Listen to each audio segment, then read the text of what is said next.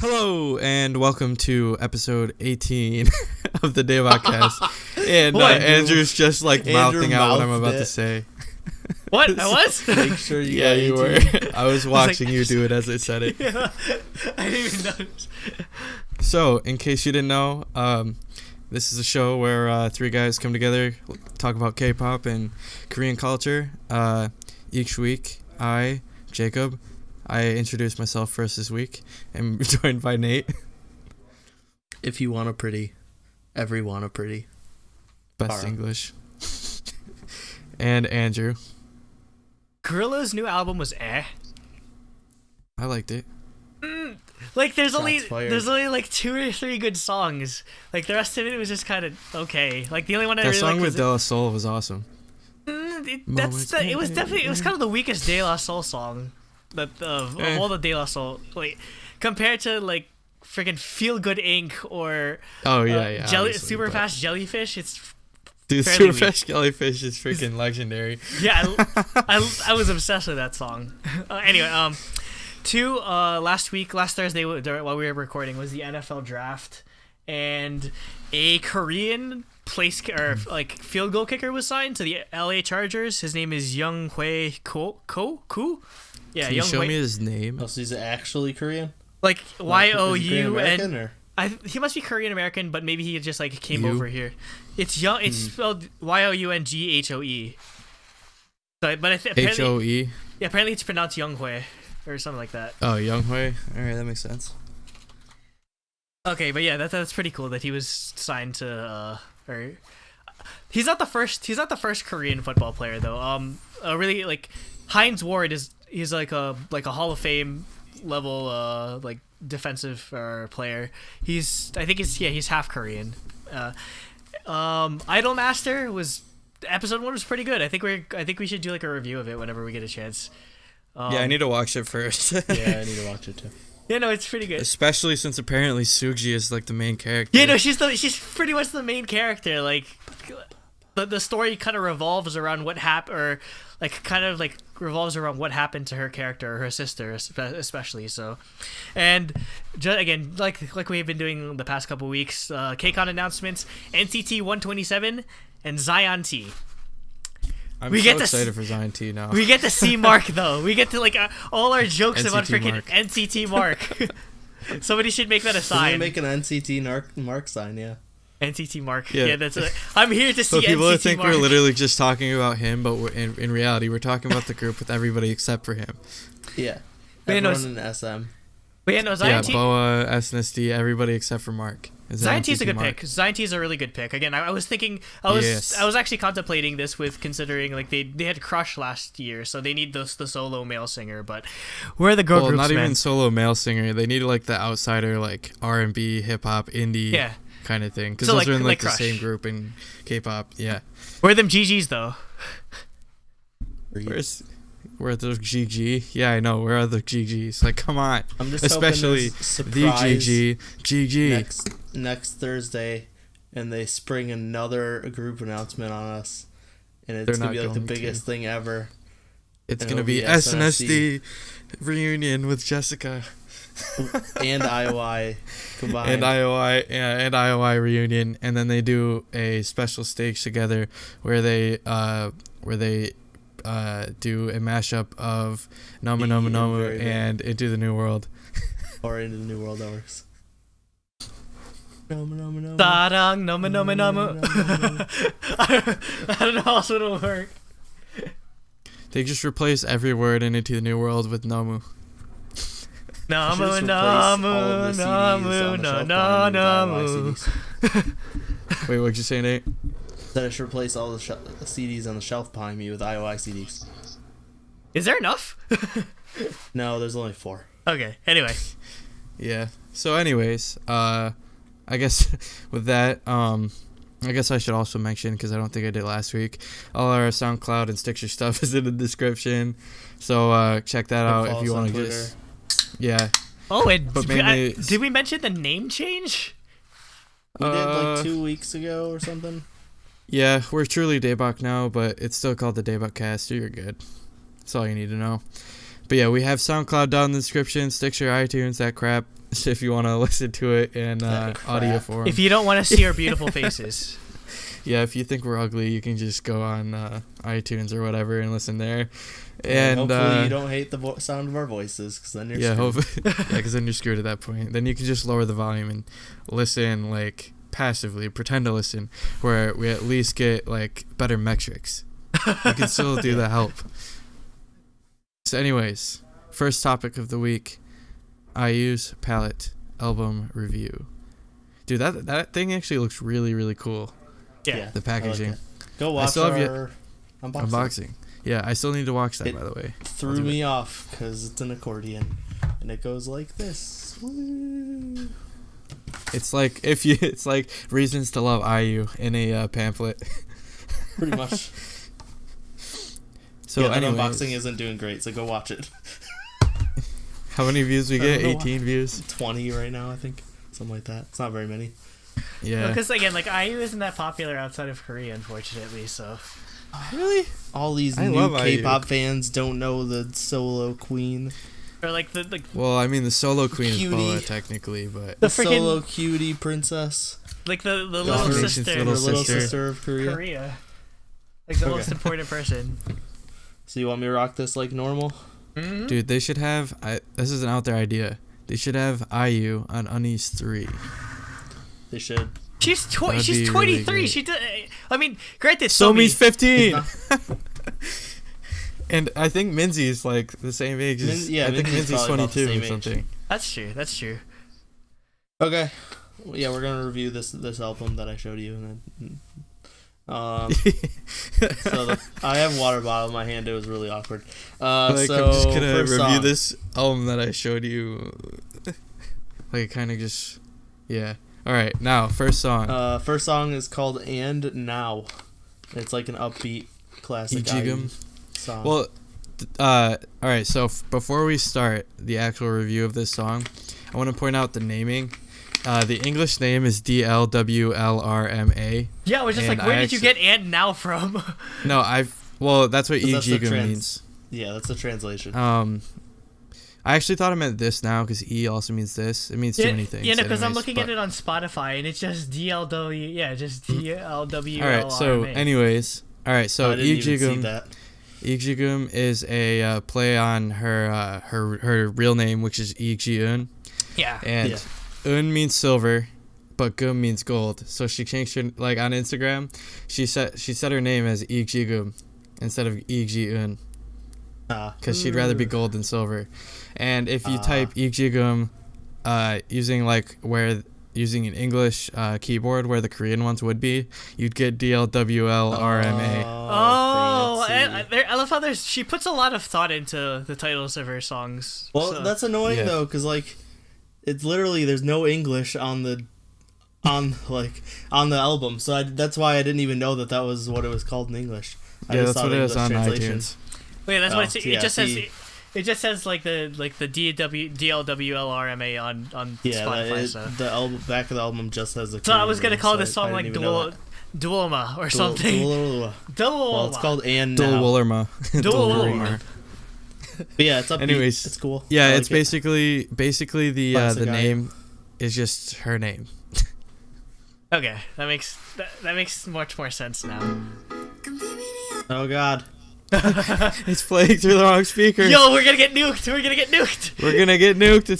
It's too realistic considering it's the actual file. Yeah, I like the beginning with just the piano, and then it kind of gets more upbeat later on. Yeah, it's a more stuff gets added. It's a very happy-go-lucky song. Like again, with like how the chord progression, it's like the like really like short stabbing chords. So it's just like really upbeat like that. To me, it felt like it was like almost like tiptoe, like like tiptoeing or skipping. Yeah, that's sort of like you just get. It's interesting whenever you play around with like piano or like how long you hold a note or whatever, you get sort of a different mood again. It's just like whenever you shorten notes like that, it tends to come off as more playful. So yeah, I really like that aspect of this song. Yep, I agree. And harmonies are on point. But all of harmonies with songs, herself. Yeah, every song harmonies are on point with herself. I like this style of IU too. Like it's just like it's sort of like a cabaret showgirl-esque vibe to like the song, or like it almost sounds like a play sort of thing. Well, it's like a show opener. Like it's perfect for the first track of the album. She like how she presents her albums is pretty. She tends to do that sort of thing as well. Well, I'd say starting with Shatshire, where she actually had like full creative input into the production and creation of the album. Yeah, where it's more like a concept as opposed to just like they're just putting the songs in a random order or whatever. Yeah. Yep. I like this. Really shows like the song shows one of the things I love most about IU is like how like gentle her voice is. Yeah. But she's still able to pull off like the high notes and really powerful notes in such an effortless way. It's really it's just I guess great like highlighting song to show like her vocal, like her range especially. Yeah, like what her music's like, I guess, to begin with. Very easy listening. Yep. Next is the single Palette featuring G-Dragon. Yep. It's really chill. And it's about IU's age. And I mean, we covered most of it. Her age. We covered most of it in our last week, but yep. I mean, yeah, just I guess to go like give you the Cliff Notes version. Yeah, it's an amazing song. I love it, especially love her level of falsetto in this, or just it's just so clean, and she has so much control over her voice. Her normal voice is almost falsetto. Yeah, that's true. She's very soft spoken, so which is why she's very whispery. Yeah. There's almost a whispery quality to a lot of her songs, which it's nice to see that contrast where like she's almost like whispering to you, and then she can still like when she brings like the powerful aspect or the powerful like vocals, she can still hit those high notes. Also, just as in regards to the MV, freaking IU in a crop top should be banned. It should be illegal. It's too dangerous. Yeah, that's way too dangerous. Also, I think GD does a good job of fitting the song. Like when I first started the song and heard the beginning, the first time I heard it. How's GD gonna fit? I was like, how is GD gonna fit in this song at all? Like, yeah, I think he did a good job. Yeah, I thought he was gonna come in way too hard in this. Like, this is a very like chill R&B type song. So, well, I mean, it worked. He did well. He did very well. I like it. I like his verse, especially how IU did it herself on live shows. I think for me, I came in expecting what he had because this is very similar in like I guess style to like Taeyong's "I Need a Girl." Yeah, that's what I was gonna say too. And that's what GD's rap in that song is just like the one in this song. Yeah, definitely. Like almost. Yeah, it's very similar to that. Yeah. Definitely. So, yeah, I think he was definitely well equipped for it, and also the way they integrated him into the MV without him actually being there. Yeah, like they literally just said, "Oh yeah, GD rap demo. Let's just play it now." Yeah, there's like vaporwave elements where she's just like a Greek or Roman bust that she kisses, and I've never wanted to become a statue more in my life before that time. But was it a statue of a woman? I don't remember. Or no, it was a dude. It was like it looked like a David bust or something. Anyway, like her. How when she's like dancing on the wall in the crop top, which should be illegal. There's like a Windows 95 like pop up box or whatever. So yeah, there's like it's really like nostalgic vaporwave-esque. And also it's cool how she sort of she likes singing about her age, kind of like Taylor Swift or whatever. But like you see, they make the actual direct visual callbacks to all of her like her older sort of like aesthetics and everything. I actually have a question. Yeah. When did Taylor Swift come out with that song? Wasn't it 22? Like, yeah. She's like 29 right now. When did she come up with that? She's not 29. She's like 26, 27, I guess. But like, oh yeah, whatever. But yeah, she's like a lot older than that. Yeah, she made a lot of songs about her age. Yep. Next song is Ending Scene. It's a ballad. Yes. It's a ballad. It's piano and string ballad. It's a ballad written. It's written by Sam Kim. Oh, is it really? Oh, that's awesome. Yeah. I didn't know that. Yeah, I didn't know that either. Again, this kind of showcases like the whispering that we were talking about before, where like she's very soft spoken in this song, and then out of nowhere, she just like when she hits the chorus, it's like really powerful vocals again. So I mean, yeah, it's a ballad, so it's not too special. I but mean, it's again, an IU ballad. I mean, yeah, that's kind of her it's specialty. really good. Yeah. And yeah, she's really good at it. So if you like IU, you probably like her ballads. Mm-hmm. Yeah. I really like the instrumentation, and this is a very like simple like strings and piano, but it's just as gentle as her voice is, and it's it goes together very well. Yeah. Next is Can't Love You Anymore with Oh Hyuk. It's my second favorite song in the album. I wasn't sure how to describe this because like it's kind of like an R&B song, but it's also like an indie rock duet. Like I guess it kind of felt like both. Yeah, it's got it definitely has the indie vibe because it's Oh Hyuk, and yeah. But there's that like it's an R&B like really like especially in the vocals, like you can see like I guess it's just again it's Oh Hyuk with like he has such a bluesy quality to his voice, which I'll get to later when we actually cover it, like the album. But yeah, same thing with IU. She like the sort of inflection that she puts on her voice, it fits well with this song. Yep. I think like.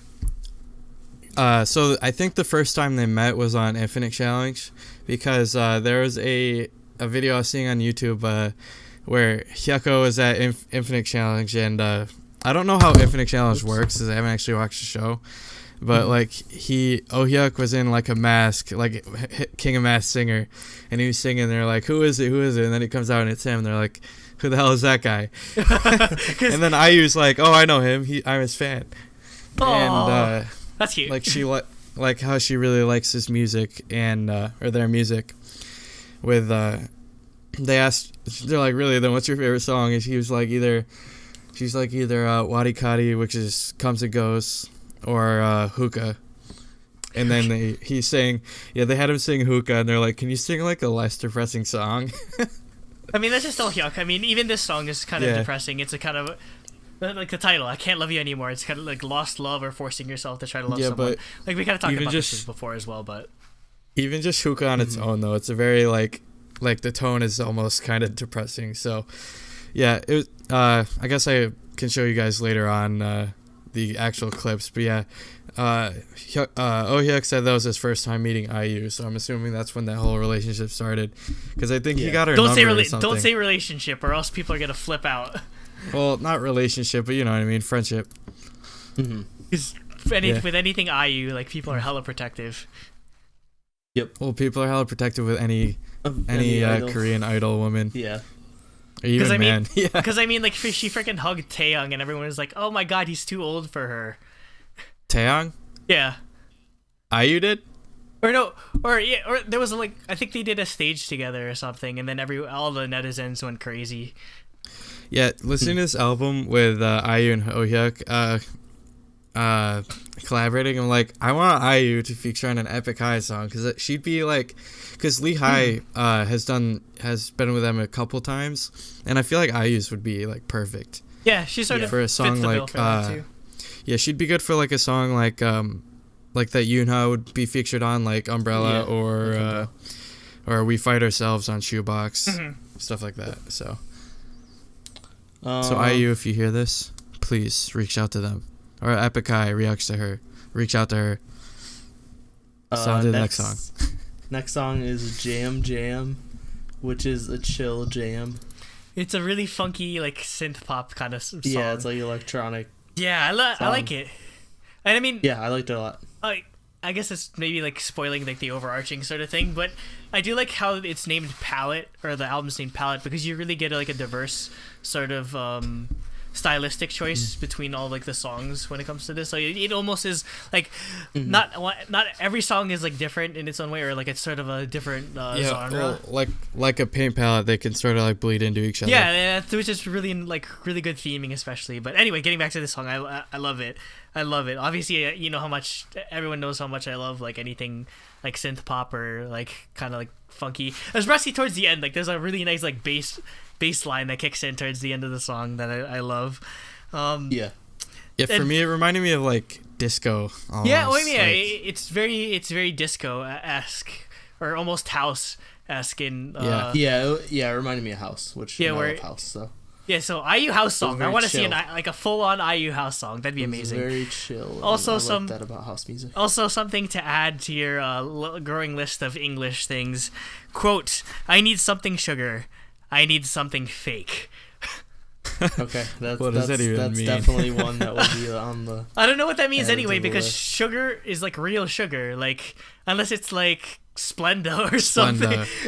Or what's aspartame. What's the other one that's like fake? What's the other like sugar replacement that people are starting to use? It's not Splenda, but there's like a newer one that everyone just like head over heels over. I don't remember, but there's one that people like that doctors hate or whatever. Obviously, people still use. Obviously, it's aspartate or like the replacement. Oh, anything sugar. that has aspartame in it, yeah. Because aspartame is in Splenda and all the other sugar replacements. So, so this is unrelated, but it's related to sugar replacements. My friend, he ordered sugarless gummy bears. What's the point? Well, hold on. The replacement they use for sugar is like the equivalent to a horse laxative. So if you eat one, you just explode you get destroyed. The toilet. Oh no. Yes. From these sugarless gummy bears. Why? So yeah. Why would candy so there's betray a little you? anecdote for me. Why would candy betray you like that? Why would you betray candy like that by trying to get sugarless version? Yeah, that's sugarless gummy bears. That's BS. No. I don't mess with sugarless anything. I'm sorry. I think it might be a meme online, but he actually bought them. So okay. yeah. Next two. One last thing about Jam Jam. It reminded me of 23 a lot with the vocals. Like it sounded the vocals sound very similar to 23. 23 was a lot more poppy though, but yeah. Not I the see the actual comparisons. music, but her like how she sang it. Oh, like kind of. Yeah. I know what you mean. Okay. Yep. Next song is Blackout. It's my favorite song on the album. It's my favorite song as well. It's like almost pop rock type song. It kind of sounds like rap. It's almost like hip hop. Well, yeah, no, it kind of sounds like a mid 2000s hip hop kind of like with the beat and everything. Yeah. Like and then she goes all out with her vocals in the chorus. Yeah, no, especially the harmonies on this are especially nice. Yeah. I love how like sassy her vocals are in this. Yeah, like, she's almost like talking back. Yeah, no, I think I like when IU has a bit of sass in her voice, especially in this. So it fits the song well. There's a bit of like oomph to the beat, so she definitely needs that sass in her voice. Mm-hmm. Yeah, it's really good. It's probably my favorite song. Yeah, it's I don't know what it is about it though, because it's not like, I think it just does what it's asking to do like very well, I guess. Also, like Nate, what you said, the chorus like just goes all out versus like the sort of like she makes it seem like she's not trying in the other parts. Yeah. Like charmingly, I guess. I don't know how to explain it. Like effortless, I guess. IU does that kind of stuff very well. So yeah, definitely. And next is Full Stop, which is another ballad. This one's very piano and string focused ballad. Yeah, no, this one's very like orchestral. Yep. Like it has if you listen to the accompaniment, there's like a hint of clarinet, and then there's obviously the string arrangement. So yeah, it's a lot more traditional in terms of like ballad songs compared to the other song ending scene. But yeah, I mean it kind of just doesn't stand out as much to me compared to the rest of the songs on this. But IU's vocals are still good, obviously. Yeah, this would be more of the one that I'd say like it's a ballad too. Like I still liked it, but I listened to Ending Scene or Through the Night, which is the next track, more. Yeah, and I like Dear Name more too, which is the last track.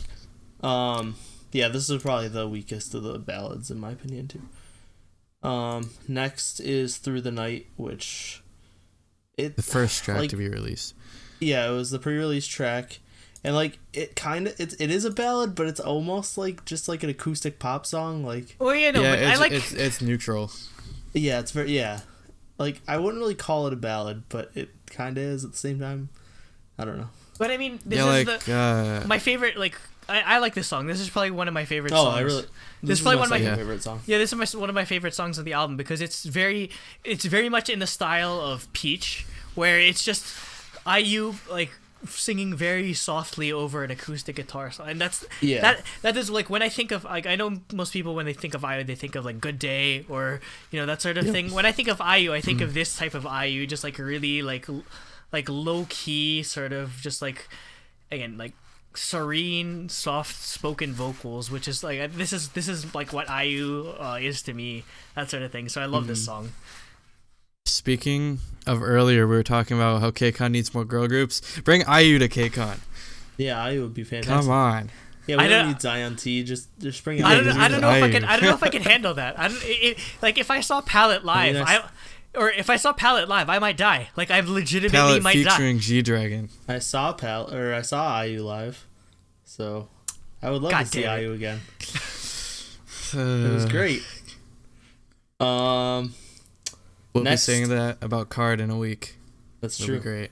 Oh my god, we see each other in a week. Holy shit. We got one more podcast before that.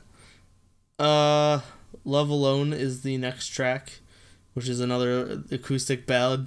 But this really showcased the whispering vocals, in my opinion. The song the most.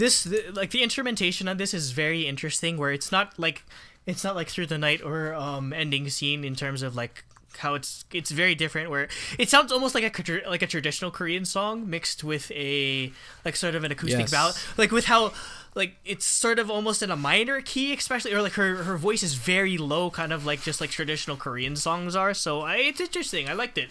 I never really heard IU do something like this before. Yeah, for me, it, like I was listening to it and I was like, this reminds me almost of like, it's kind of weird comparison, but it almost reminds me of like trot music. Like it's very like yodely. Yeah, it's very trot and it's very trot and like traditional Korean music inspired. And maybe that's probably the reason why is it was composed by Lee Byung-woo, who's like he sort of composes music for like films and television or whatever. So that's probably why they have like historical dramas and stuff. Yeah, like that. So that's probably where they get the sort of like IU was in a historical drama not too long ago. So. Really? Yeah, I think it was Moonlight Lovers, Scarlet Lovers, Rio, or something like that. Yeah, that's on Netflix. Oh, maybe I should watch that. I'll watch it. I think so. Epic High is on the OST for that. I've seen it somewhere. Maybe it was Drama Fever instead. I don't know. I've seen a thumbnail for that a lot. But yeah, this song, it sounds like it would belong in an OST. Yeah. If I'm not mistaken, I think Sohyun was in that too. She was in a historical drama, and then Sohyun. Yeah, she was in a historical drama, and she dies in it. I was like, oh my god. Spoilers. Thanks, man. Yeah, well, I mean, everyone don't know when to watch it. Well, I mean, everyone dies in Korean dramas anyway, so no surprise. It's like IU anime. Is for sure in it. Sohyun is also in it. Yeah, see, Sohyun's in it. Damn. Yep, I should watch that. And, man, we gotta watch it since Sohyun and IU. Wait, what's it called again? Scarlet Lovers Rio. Scarlet Heart Rio. Yeah, something like that. What Rio? Like, does it take place in like De Janeiro? Ryo. Or Rio? It's based on a Chinese novel. Oh, it's Rio. Like that's how you.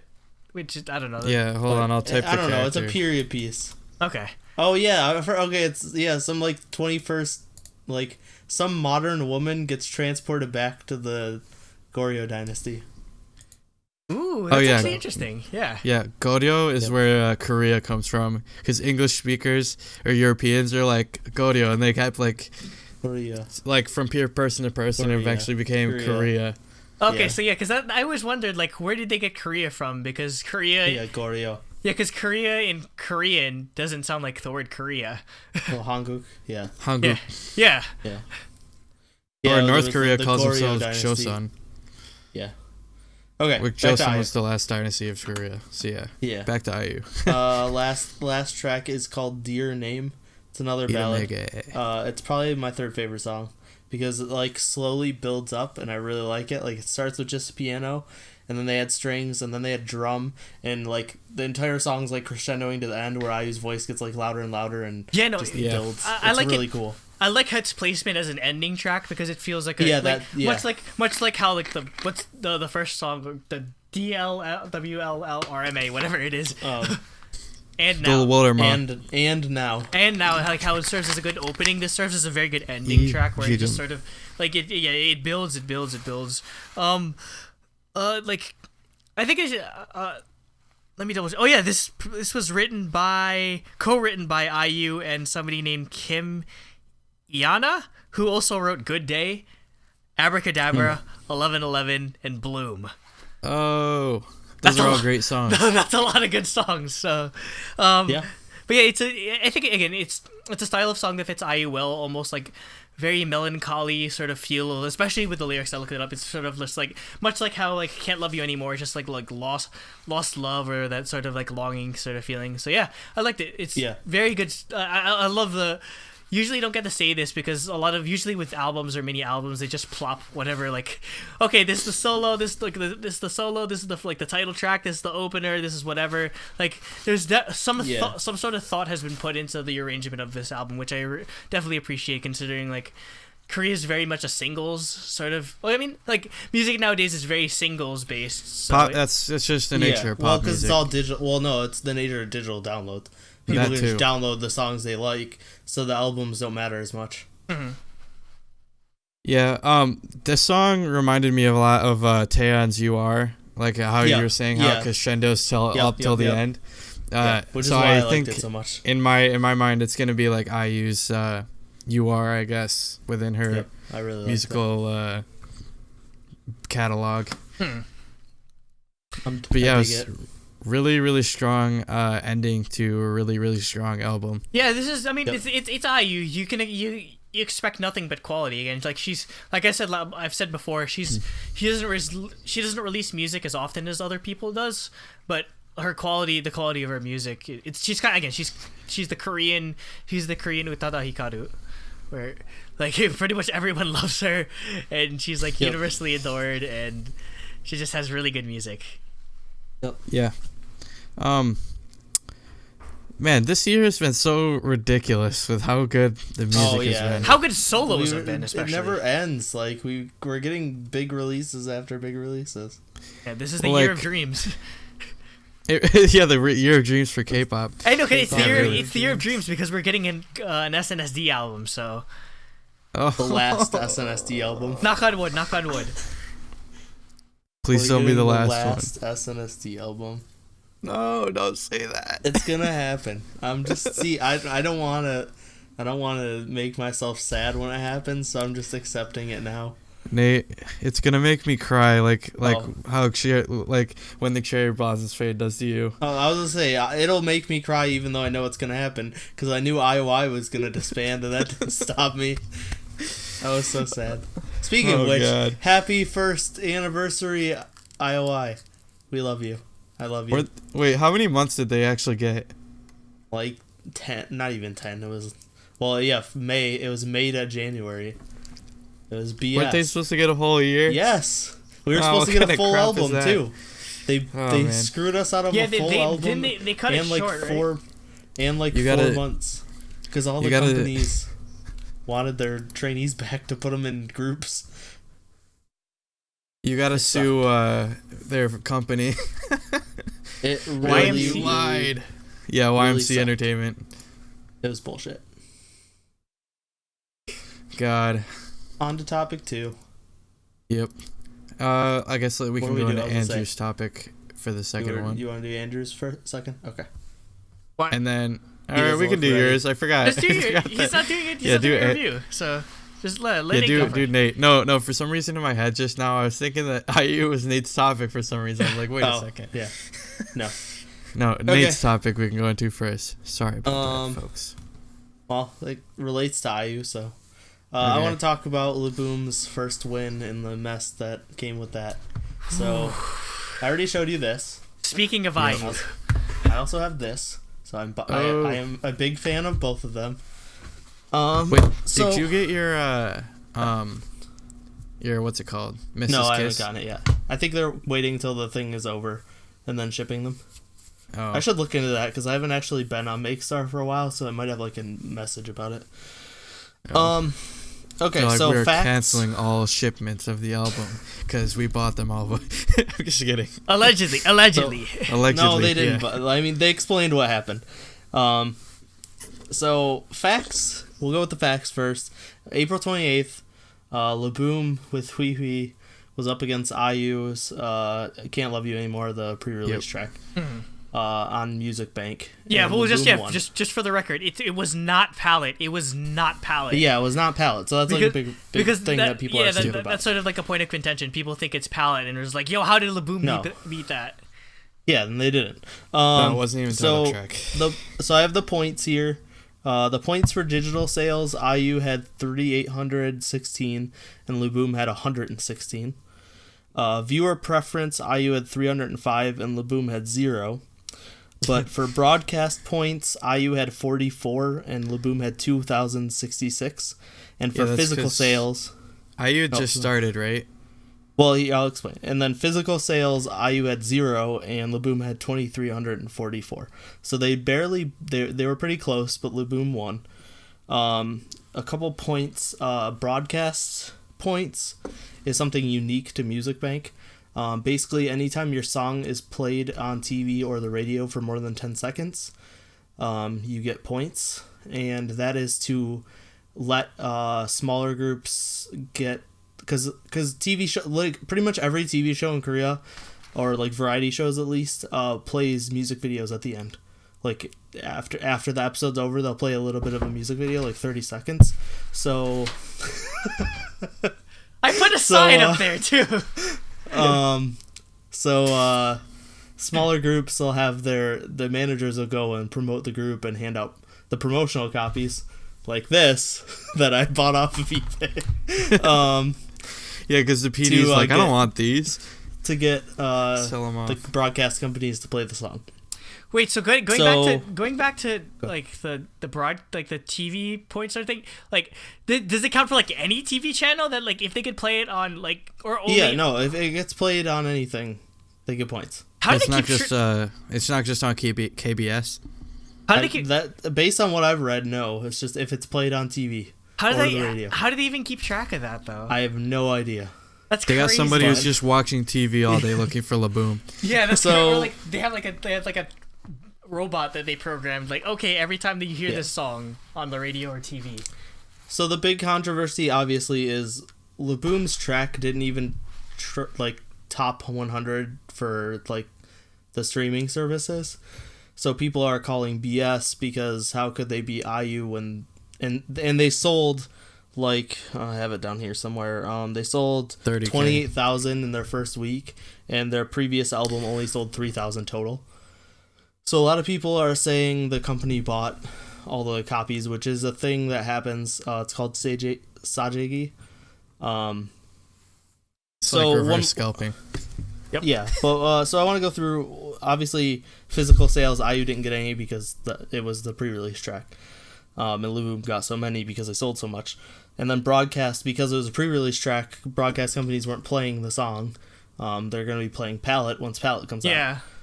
And then obviously digital sales, IU destroyed them because Laboum's didn't even top 100, so they were not going to get many more points. And then viewer preference, Laboum's just not as popular, nowhere near as popular. As IU, so. So yeah, rumors started after the song didn't top 100 and the album sold so much. The company actually said they are going to start doing pursuing legal action against people spreading those rumors because which means they have proof that they didn't do it. Yeah, and they explained because you can't unless you have like that physical evidence that like okay we're not BSing. You wouldn't take legal action. You can't just bluff like people that are like trying to call your bluff or whatever. So like it's so that. That's a fascinating thing about Korea, where like basically like if you spread like false rumors or whatever, companies actually have the balls to go after you and everything. Yeah. So they released a press release or whatever explaining what happened and how they sold so many. The thing is they signed a global CF with a company that has stores all over Korea and Southeast Asia. And the company decided to do a event where they bought all these CDs to give as gifts okay. gives as gifts to like customers. So it was a large bulk order by this company, but it wasn't Laboum's company. Yeah, but so everyone just saw, oh shoot, bulk order. They must be. It's like some shady nonsense. It was either that, or a lot of people thought some rich Chinese fan in fans, China bought like 30,000 copies. Which isn't out of the question. Because people do that. Which is not out of the question because people are insane. So yeah, what do you guys think about this?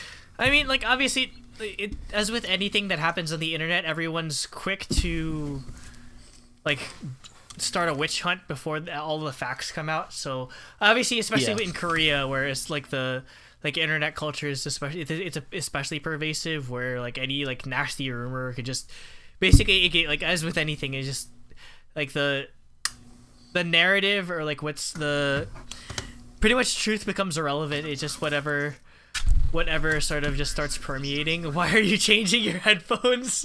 Yeah, because the other ones are making me sweat. Okay. No, but that's why I use earbuds. But yeah, it's sort of, you could definitely tell that it's the entire story wasn't there when everyone was accusing them of just buying. Is it ever there though?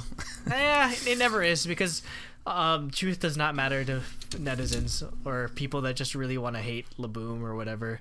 I mean, there's a reason it's called bias. Yeah. In K-pop. Yeah, and like I think my biggest problem is like, sure, even if their company did buy all these albums, like don't shit on the group. It's not, they don't have any control over this. Yeah, you can shit on the company, but like, one, IU doesn't need your White Knighting or music show awards. She's got billions of music show awards. You don't have to shit over a group for their first win because it looks a little shady when you don't know the story. Like, and shit on their company, not them.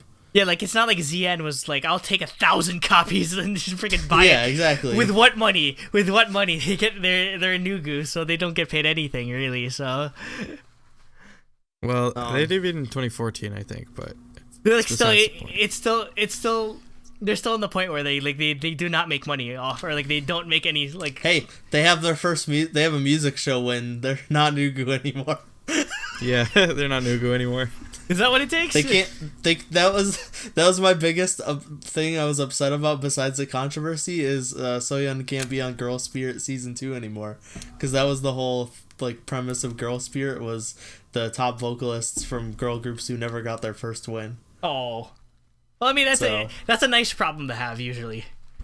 Yeah. What, not having your first win?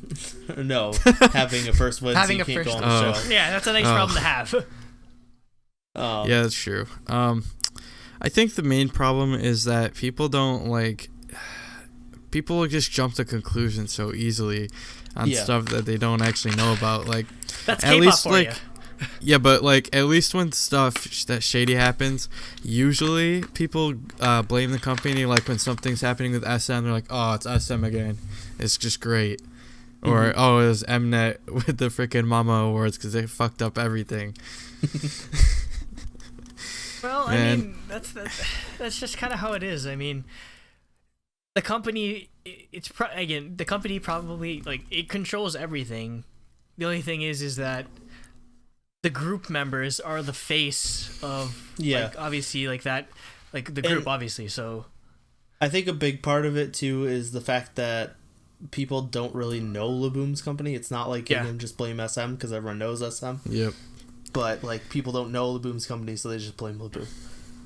Which sucks. Do their company have any other groups? Or is it just well, because Laboum? they're the split company with it's NNH and then Nega Network. They had a joint thing. I'm gonna look it up. So it's similar to like Source and Big Hit did back in the day. Yeah, and it's with, NH Media Glam. and Nega Network. Their joint venture, Global H Media. Okay. Because Nega used to be Brown Eyed Girls. They don't. Yeah, have I remember anyone that. Oh, they have Luna Fly. I've heard of I don't them. know if you guys know of them. Heard of it? I've heard of them, but I haven't seen their music. Yeah, I've heard of them too, but I don't really know them that well. It's a band. I was gonna say they're a band. Okay. But But yeah, so they're not that well known, so it's not like there's a giant like obvious figurehead that you can put all the blame on. It's not like yeah, and then NH has Yukis. Yeah. Oh. Yeah, but Yukis is like bound to disband like this year. Yeah, they're just God. When was the last time? Well, Eli or whatever the heck his name is. Eli I think had having a his second child. hidden kid and wife, and didn't tell anyone for like 3 years. I think he's gonna have a second child or something too. Damn. I don't know. He's going on variety shows and stuff, so That's a sad state of affairs. doing well that with if it. you want to be an idol, you have to hide your kid yeah, and hide your wife. Hide your kids, hide your wife. That was on purpose. That was totally on purpose. Definitely. Yeah. So I don't know. I think it was a mess, but I'm happy that Laboum has the. Yeah, I just the problem is people made up their mind like immediately when they saw it. So no amount of they're like, how could they be IU? Yeah, like no amount of convincing is gonna like unfortunately shake the stigma. So it's gonna suck, but I mean, hopefully there's enough people that actually realize, oh, there's more nuance to the situation than what it appeared to be. Well, it seemed to me like most people were on Laboum's side, like they weren't like blaming them. It was but I think that's like, more of the international fans. Yeah, it's probably more the international fans. Like, oh yeah, because Korean fans are always Korean netizens have no mercy online. whatsoever. Well, plus, I feel like Laboum's probably more popular with international fans than Korean fans, just because they're not as well known. Yeah, and but obviously, and going like up they're against fairly popular on like our K-pop and stuff. Going up against IU especially. Yeah. Well, so yeah, IU is insanely popular. So. IU super fan and hate on Laboum, go watch IU's reaction to losing and follow her example. I mean, didn't she take a picture with one of the members of Laboum? Yeah, exactly. IU was like really congratulatory and stuff. Yeah. So was she posted on like her Instagram or something? Yeah. Something like that. Or like they took a picture backstage or whatever. So there's no beef. This ain't no Juicy Casper situation. They don't hate each other. Like it's you get a diss track from one of the members of I'd love an IU rapping. diss track. You kidding me? You kidding me?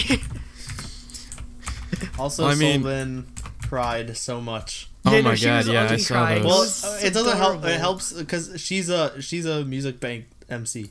So like yeah, okay. It was like on her. Oh, and people still don't know Laboum even though she's one of the MCs. They know Solbin. She's been doing a lot of shows and stuff to kind of get the name out there. Mm-hmm.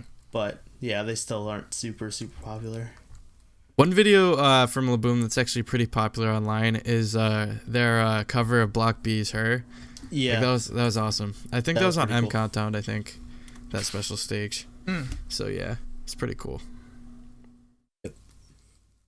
We can move on. All right, so I guess we could go into. Should we go into Andrew's or my topic? Yeah, I think we should end on your topic. So okay, yeah. So Andrew, take it away. All right, so I think I mentioned last week, but yeah, I went to an EXO concert. I just never got around to doing the review because obviously. Oh yeah, no big deal. I went to like this EXO group. I saw their concert. They only never heard of them, good but song. It's their debut song. No, they have so many other good songs. So, like, dude, EXO's albums are really good actually. Yeah, no, EXO's XOXO is their best album though. I don't know what my favorite album is, I'm probably more nostalgic for their first mini album, Mama. But in terms of full albums, I can't decide. Anyways, yeah, last week I saw EXO in Newark, New Jersey, at the Prudential Center, which is the same venue as KCON. So, in the video, I took there's because around like the like you know how like they have like the banner that goes around the screen that goes around the arena or whatever. On one side it's just advertising like future concerts that they have, and I took a video of the KCON part, so you'll see.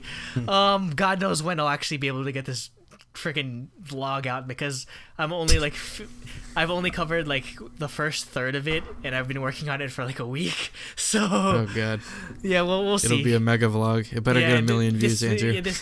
Like me trying to do all these vlogs is kind of like editing a kind of funny live every month. So yeah, we'll see. Anyway, for those that don't know, I've been a huge fan of EXO ever since like pre-debut. Like literally, I was a fan of EXO when all EXO was just teasers.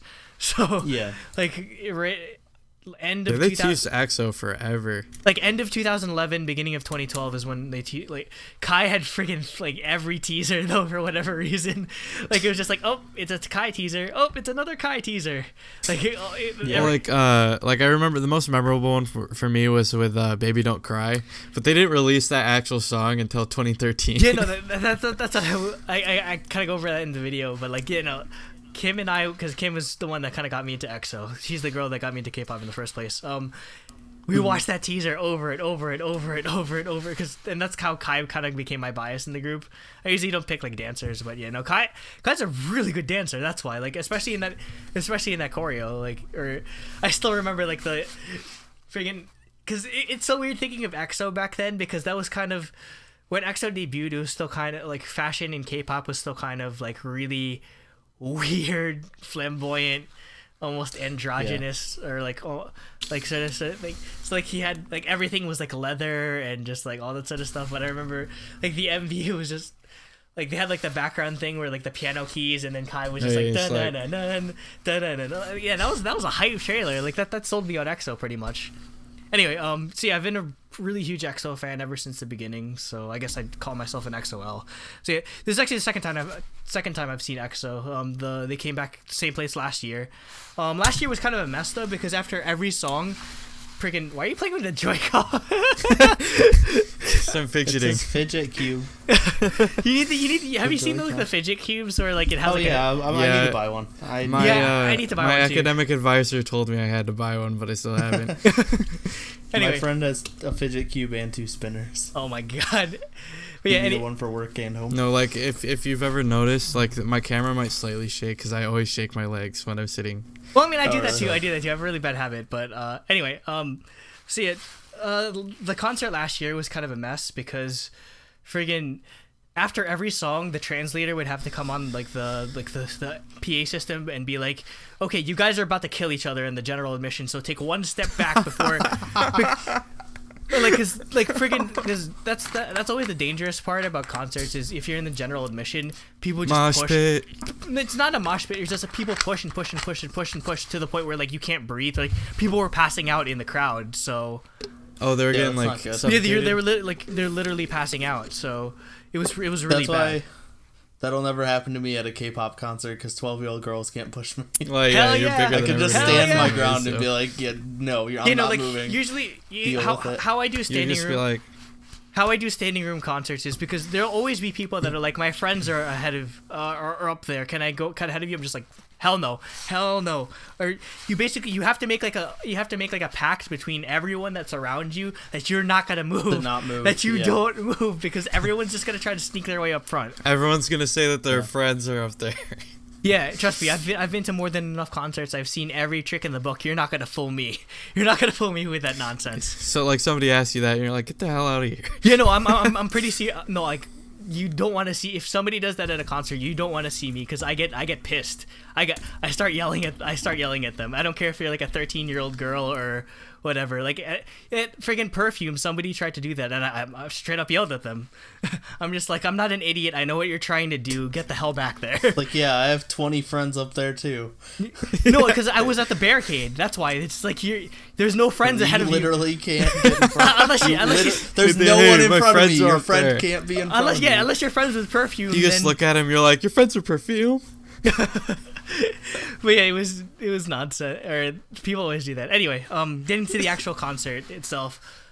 God, they picked the worst day to have a concert because it literally didn't stop raining from the night before until the night after. Oh goodness. So it's probably a shitty walk back. Yeah, my shoes were soaked and everything, and we had to wait like an hour or two outside, and it just would not stop raining.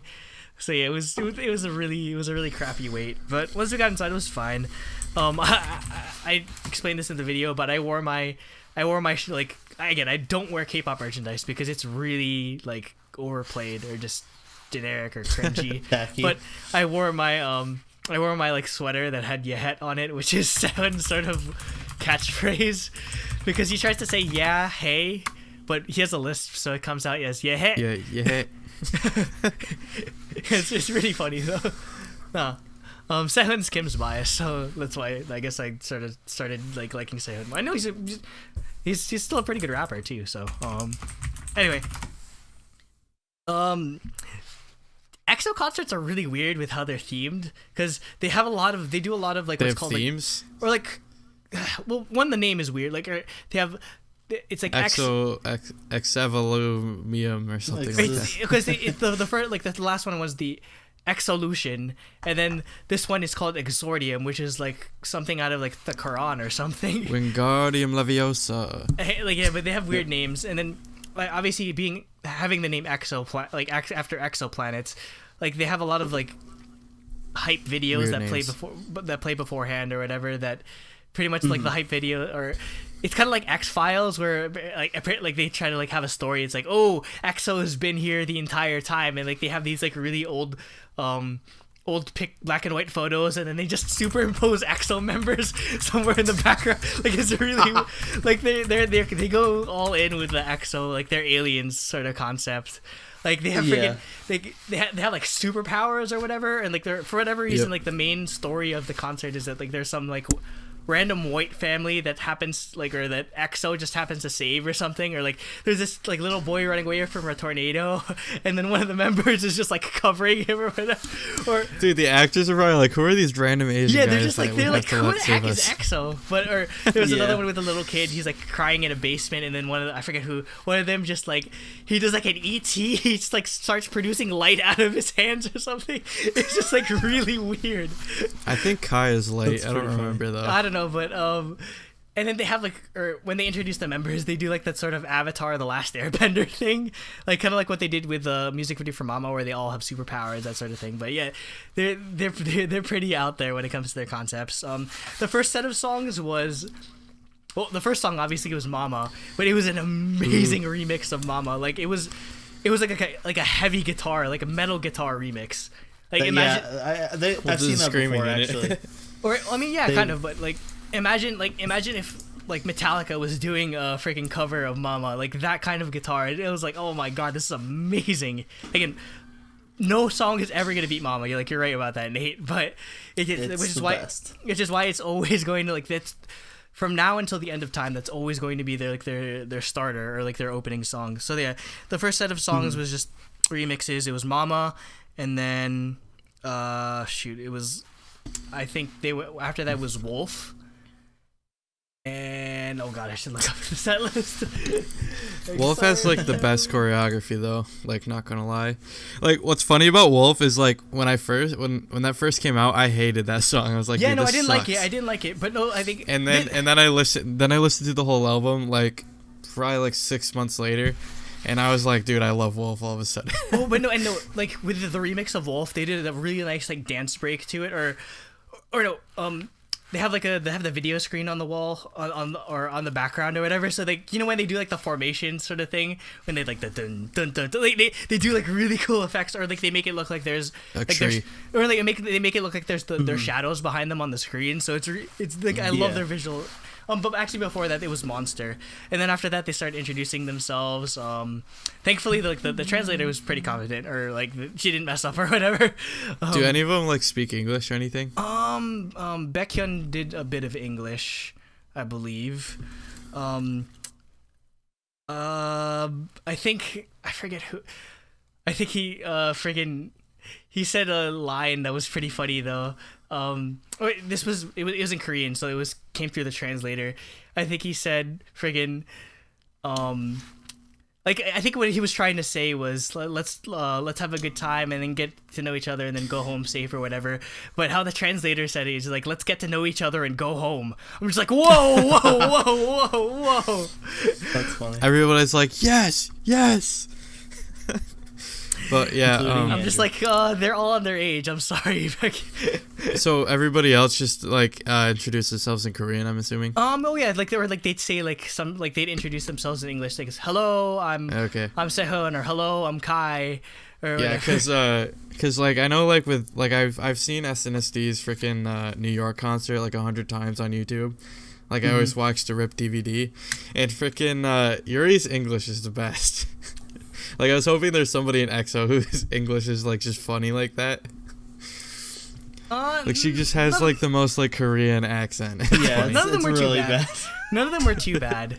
No, but yeah, or pretty much it was just though actually no, just one thing I have to mention, Lay wasn't there. I don't know why. Or It's a sign. It's a sign. SM, please please treat your Chinese members better, please. Well, I mean, after Lay, they don't have to worry about that anymore. Amber. Yeah, but she is American, not American. Chinese. I guess, but she still has And they're not going to treat her well anyway. So, yeah, so Yes, go well, figure. she already Because doesn't. she already failed. Actually, both her and Henry are complaining, and they're both Chinese ethnically. Yeah. Yeah, well hopefully. The only one who's not is it might have to do Jomi something. and Lay. I don't know if he was in. Maybe he's in a drama, or maybe he had like visa problems or whatever. But because he wasn't there last time as well. It must have been visa issues or something. Because Yeah. I could see Chinese people having like an issue or whatever, because U.S. I and don't know. China Maybe. relations and Maybe. whatnot. But Mhm. then Yeah. again, there's like tons of Chinese people in universities though, so I don't know. Well, yeah, but like being able to perform and get paid is different. Yeah, that's type of work. visa. It's work visa versus study visa, right? Isn't it two different Yeah. things? Mhm. Yeah. Okay. Yeah. Anyway, after that they did more songs. They did White Noise, which is off of like the recent album, I believe. Then they did Thunder. Like this is like the sexy song sort of section of it, because they did White Noise, Thunder. Then they did Playboy, and during Playboy, Kai grabs his crotch. Like Of course he does. he straight up grabs his crotch, but then he couldn't like keep it serious. Like he started cracking up afterwards with a smile, but because like everyone, like all the girls went insane when because like Everyone he went freaked to out. he went to center stage and just started grabbing his crotch. So yeah, that's Kai. And then after that was Artificial Love, and then like what they do, like they do like a lot of like VCR type things. They do like the video breaks, which is like I guess their intermissions or whatever. They did one where Yeah. it's just like a girl. I forget what song it was to, but it's just a girl getting like led around like a house or something by the EXO members, or like they're watching like movies, or they're like playing pool or something, and then they're gonna like one of them like helps her like make the shot and everything. Like it's like from first person view, so it's supposed to be like that, like that's you or whatever. EXO knows how to sell their customers. They do all this stuff so well. Andrew's in the audience. He's like, man, I wish that was it me. could be me. that should be me, right? No. Okay, then after that, they did a pretty cool part where well, one thing I have to say, Chanyeol is incredibly talented. Like I know he's a rapper, but He's the best. yeah, he's sort of bias working kind of, because he's just incredibly like actually like talented music wise, because he's the DJ of EXO, quote unquote. Yeah, and then yeah. he does they did an entire acoustic medley of songs where he was playing the guitar the whole time. Yep. Yeah, Yeah, they did. he played. Good. He played a lot on Roommates. He was playing the guitar a lot because he actually roomed with the dude that played in a rock band. Okay. But yeah, so they did My Lady, My Turn to Cry, Moonlight. Call Me Baby acoustic is amazing. Like Wait, they play it on guitar? yeah, they played it like completely on guitar. Like and or like whenever he'd have to do the beats, like you know how when you on guitar you like slap on the like the edge of, or like the bottom of it, or like the edge of it to get like it's kind of to get Like a a sound drum out. beat. Yeah, so he's fairly talented when it comes to that. And then after that, they did. So Kim and I were kind of like cracking up because they have a song called Tender Love, but how they said it, how they keep saying it, it sounds like they're saying Tinder Love. So that Tinder song is Love. just completely ruined for me, because whenever I hear it, I'm just like Tinder Love.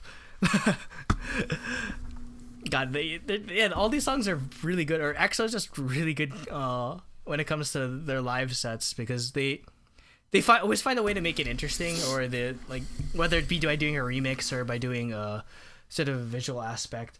They always, I think it's, I guess it's a tradition at this point. They have this they have like an elf workshop like intermission video sort of thing, kind of like the one that again there was controversy that like that Twice and IOI copied it, because yeah, it's sort of like a thing where like they're like they're elves, they're making music sort of thing. See, it's a really corny one to the song Lucky. It's just an intermission like video. Yeah, but it's just And they're mad that they Twice and IOI used something but I similar. mean the like like elves making music, it's sort of like that's kind of a trope at this point, or yeah, it's a cliche. Yeah, it's a cliche. So also, they really should just do that for Super Junior instead. Yeah, because elves. Elf is their it's probably more club. but I mean, like, EXO's kind of the replacement, so well, EXO are Super Junior fans apparently. Yeah. Well, Anyway, of course they are. They're Sunbae Neems. and then after this they did like their corny song, And Hyukoh. their corny song and sort of Hyukoh. set list. Well, Hyukoh's like the most corny. Hey, what's everyone their has to be a fan of Super Junior because of Hyukoh. what are their corny songs? So Heaven Girl, Ex Friend, and then 365, which is 365 is a really fun song though. And like throughout whenever they do these songs live, it's just like they have like chibi characters of them walking in the background or like dancing like on the screen or whatever. So they're pretty like lighthearted. I mean, I have one question. What? Did they perform "Don't Go"? Because that is like their best song, man. No, because again, they're obviously limited in what they can do. Because this is a pretty long concert already. I think it went almost 3 hours. Because they just because they do have a ton of music. Yeah, already, EXO's at a point where where all of their albums are good, and they have so much music that they have to start cutting out some of their older stuff, which I guess kind of sucks for me because that's what I'm pretty nostalgic for.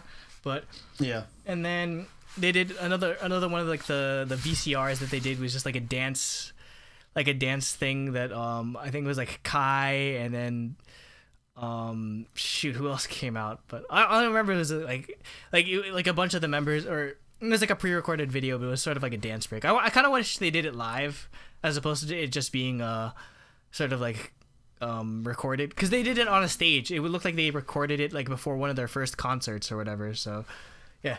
And after that was Overdose. Good song live. Transformer. Then they did Lightsaber, but they actually didn't do actual lightsabers, which they should have. That would have been sad. sick. That would have been really cool if they had like a lightsaber fight on stage. Mm-hmm. That's what they did at Mama though. Like they did that? when I don't remember that. in 2015 Mama, like, because it was right after like The Force Awakens came out, they had a tiny section. Well, that's what the song was for, as a CF for that. It was for Force Awakens, but which is insane. yeah, that's crazy. Like, or the music video for that is pretty cool too. If you never got a chance to check it out.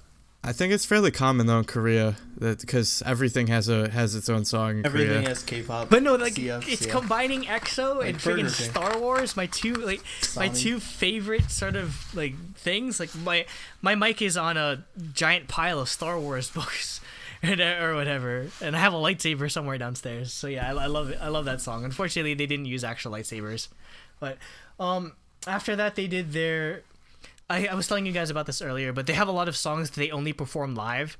So my favorite would probably be Drop That, because like the intro to that was amazing because it's just Chanyeol on an electric guitar just playing the riff of it, or like doing a solo, and then he starts the riff of like da na na na na da da, like it's so hype because it's like we are EXO. It's like that. I guess that's their sort of theme song or whatever, but I love that. That's probably like my favorite part of any EXO concert is when they play these really hype songs. Then they ended or like they did their after this the sort of like live tracks, they did their last song, and then afterwards they did an encore, or they had the video that led into the encore, which is again that random white family, and it was to like the song Sing For You. Or it's just like them like saying goodbye, or like saving them or something. I don't know what's going on, but Was this Song For You like a Christmas song? Sing For You, it was off their Christmas album, but that song makes me cry. It's such a sad song. Or the first time they did it, they played it with a video like of them, like, or I guess backstage footage of them or whatever, but it had like captions saying like, thank you for being XOLs for this many years, even though we lost members or whatever, thank you and all that sort of thing. So I was in tears. So then after that, they came out to sing Growl, which I'm surprised no surprise that they saved Growl for the encore, because Growl is probably their most. That's their song. That's their most like famous song. Yeah. Yeah, So- Growl is what made them popular, because prior to that, they were still like sort of where NCT is right now, like NCT 127. Like they're popular, but they're People not know like 'em, but but they're not freaking huge. like Big Bang or Super Junior were at the time. So yeah, Growl was definitely what catapulted. Yeah, them and this one they did sort of a remix to this. So again, I like how they do like live mixes or just remixed versions of their songs live, so that it makes going to the concert special, so that it's not just you listening to whatever they play on the backing track. And then they did Lucky One, and then afterwards it was like their final goodbyes and everything, and then they ended on probably like one of my favorite EXO songs ever, Angel, or the other translation would be Into Your World. I know it as Angel, but it's like, Into Your World. I was gonna say mash up with Into the New World. No, but that's why I call it Angel, because I don't want to confuse it with Into the New World.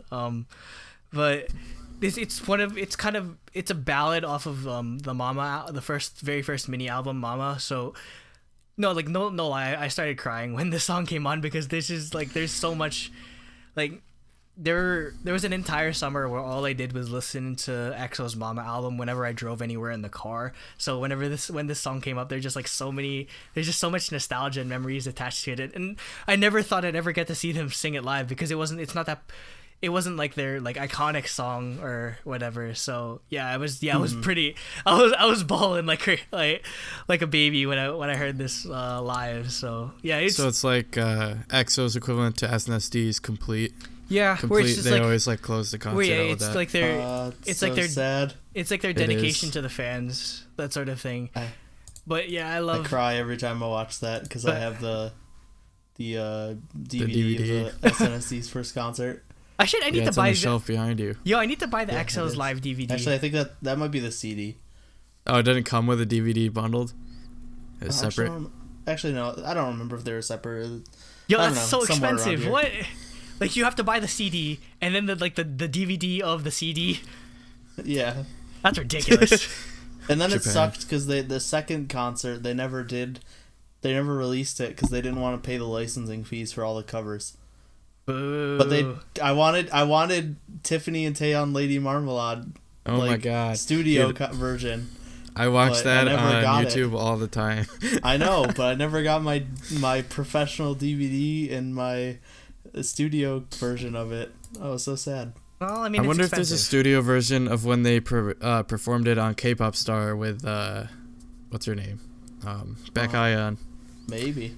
I mean, you could just bootleg it. You could just rip the. Yeah, but it's not studio quality. Yeah, I know. But anyway, I love EXO puts on amazing concerts. Again, it's just I just like maybe it's just I have a lot of like attachment to them, considering they're the first group I stan pre-debut. Like even SNSD, I never got to stan pre-debut. Yeah, like A Pink for me. Yeah, so there's just a lot of memory, and I guess it's mainly because it's sort of EXO is sort of like what defined my friendship with Kim, because we were like the two biggest like EXO fans. Again, I always, whenever EXO comes in town, I have to go with Kim, because like she's my partner in crime when it comes to EXO. Again, we had that whole thing in freshman year with back when Chris was still on. Remember like the song Two Moons with Key from SHINee, or when they sang that live. Well, it's supposed to be with Chris, right? Yeah, like the "Hey yo, Chris, hey yo, what's up?" Yeah. Again, that was our thing for way too long, and that's probably whenever I bring that up, she cracks up laughing because it's so stupid. But yeah, like EXO, just there's.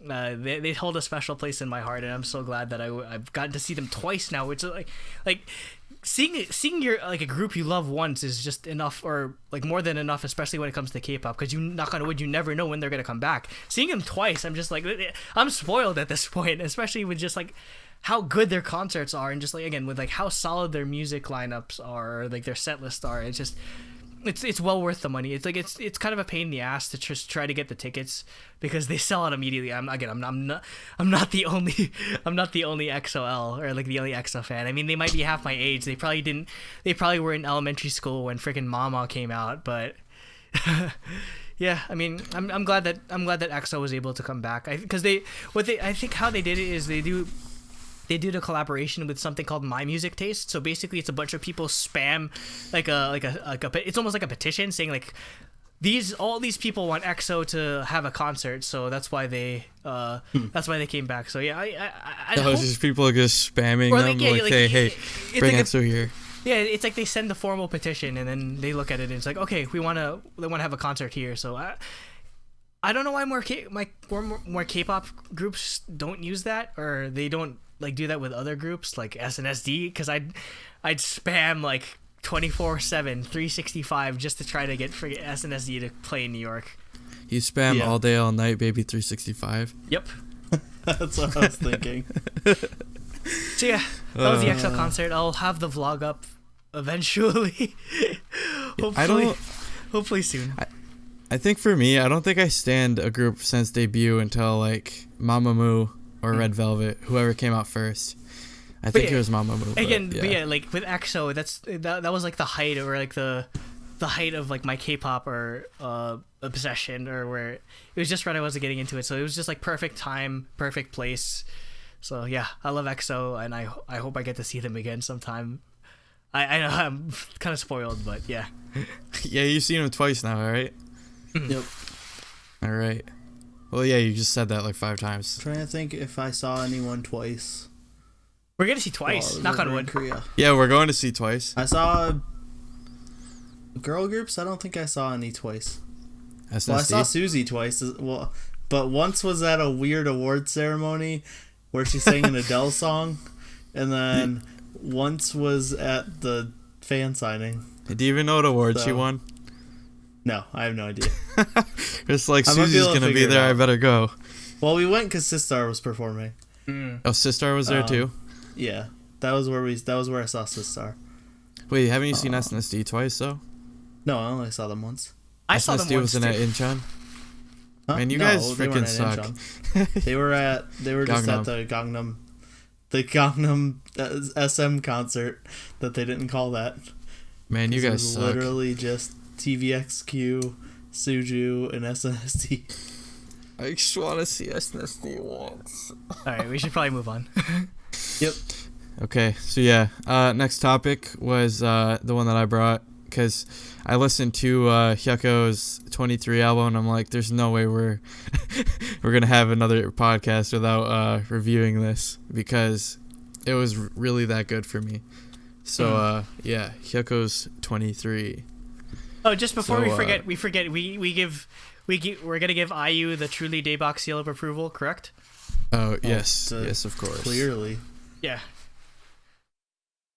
So moving on to the actual topic at hand. Hyukoh is a sort of like a indie rock, indie pop sort of group in Korea. I first heard of them through when they first got signed at High Ground, which is Epic High's like label, top label. No. This is their first. This is their first album with High Ground, correct? Yeah, that they've released with them. So first they had 20, then 22, and now they have 23, which is their. I think it's their first full length. Yeah, it is. That's what iTunes says. I'm the same age as all them, because that's the thing, right? It's like Adele with the aging system, like you said. Though she had 21 and then 25, I think, or something, because she fell off the face of the earth for like a million years. Well, but I mean, Adele doesn't need to release music every year to stay relevant.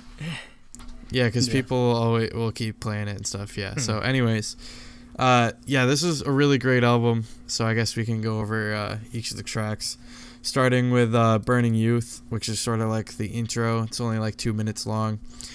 It's like, it doesn't feel like its own song. It definitely feels more like an intro than anything. Yeah, it felt weird. So like when I listen to it, I typically like, it doesn't feel like I'm listening to a song. I'm kind of just listening to the interlude that goes right into the album.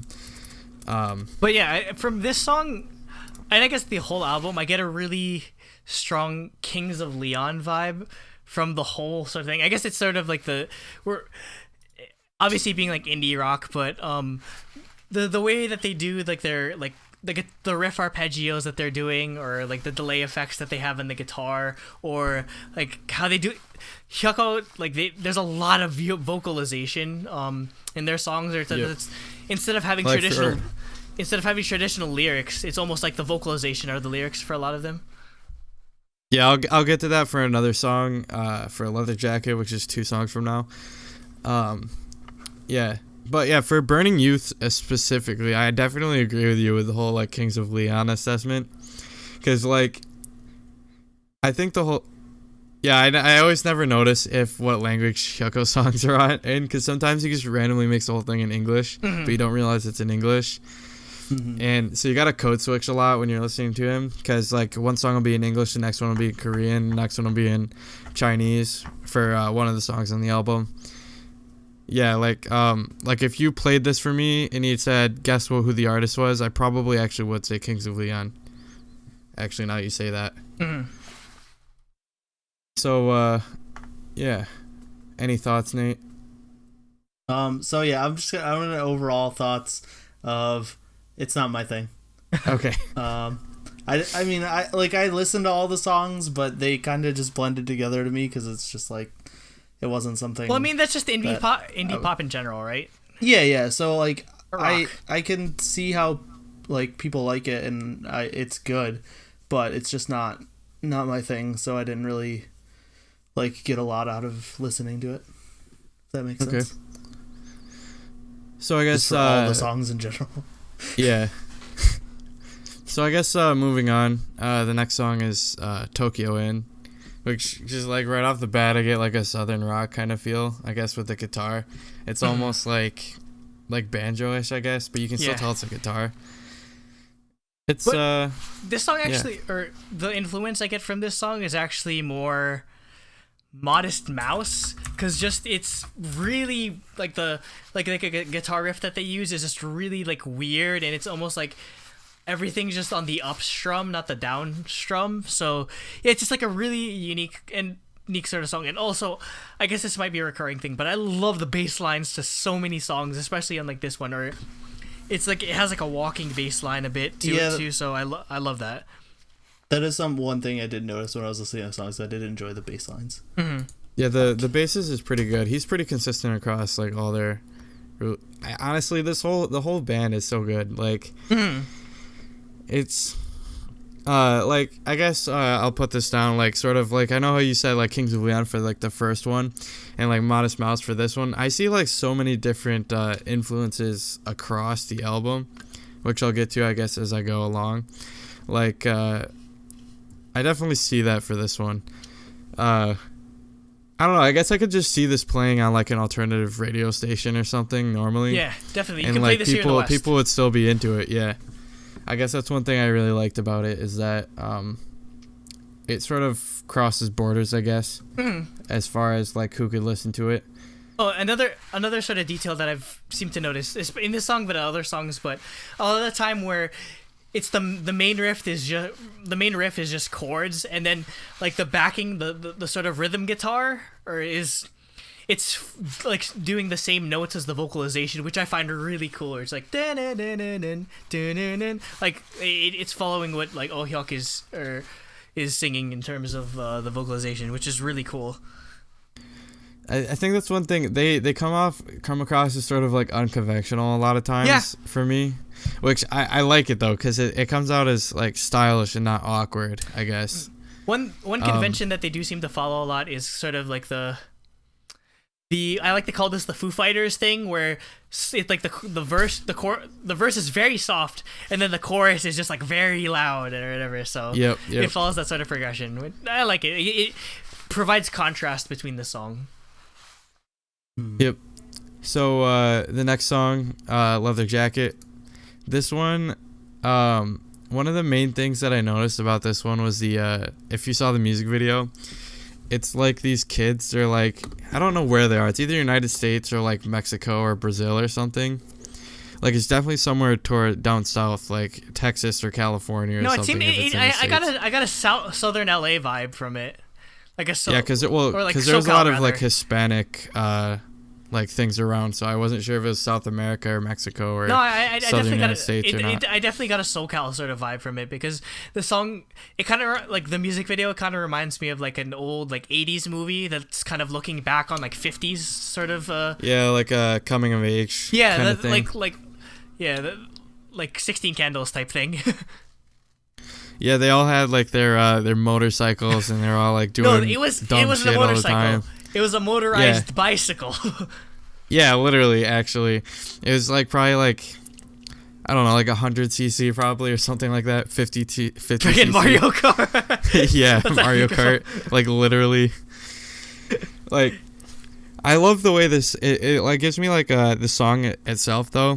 It gives me a very like similar to the music video. Like, I feel like the music video is like a perfect visualization of this. It's very reckless and like swing almost, I guess. Yeah, I guess I could see people like it's definitely it's rockabilly, or like definitely very rockabilly 50s type old school music where again we're rocky the like reason the why, beginnings of rock and roll stuff yeah, like that. like again, remember early rock and roll was early rock and roll is very unconventional in both its, I guess, visual aspect, or like how people performed it and how you write the music for it. Again, that's why everyone thought like, oh, rock and roll was the devil because it's doing things so differently. It's poisoning the children's brains. Yeah, it does things so differently than like traditional music. So that's why it's like a lot of like rockabilly or like bluegrass type of music. It just does, everything is very unconventional, or just it seems very erratic in terms of like the progressions and everything. But this is probably one of my favorite songs off the album.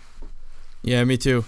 I like, this is one of the other examples of how like in the album, like he'll just randomly switch to English. Like the whole chorus is in English, but like I don't know if Hyukoh is the one who writes the lyrics or not, but like it's often like broken English, but so you don't really notice that it's in English a lot of the time.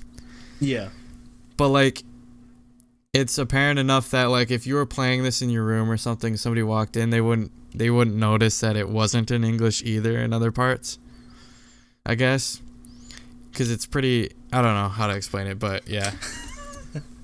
And I guess one last thing on like how the song's written, again going back to like how erratic it is the chorus, it's just like I'm gonna die, and then guitar riff, riff, like it's sort of like the vocals and the guitar are kind of like fighting each other sort of thing, so it's a really like nice aspect to it. Oh, and I don't know if you noticed, it was did you listen to this with headphones? Yeah. Did you notice that it's in mono? Oh, it is? Yeah, it's in mono. Like you can only hear the bass on the left side and like the drums on the right side. It's such a cool mastering technique. Oh, that's that's not mono. That's like really early stereo.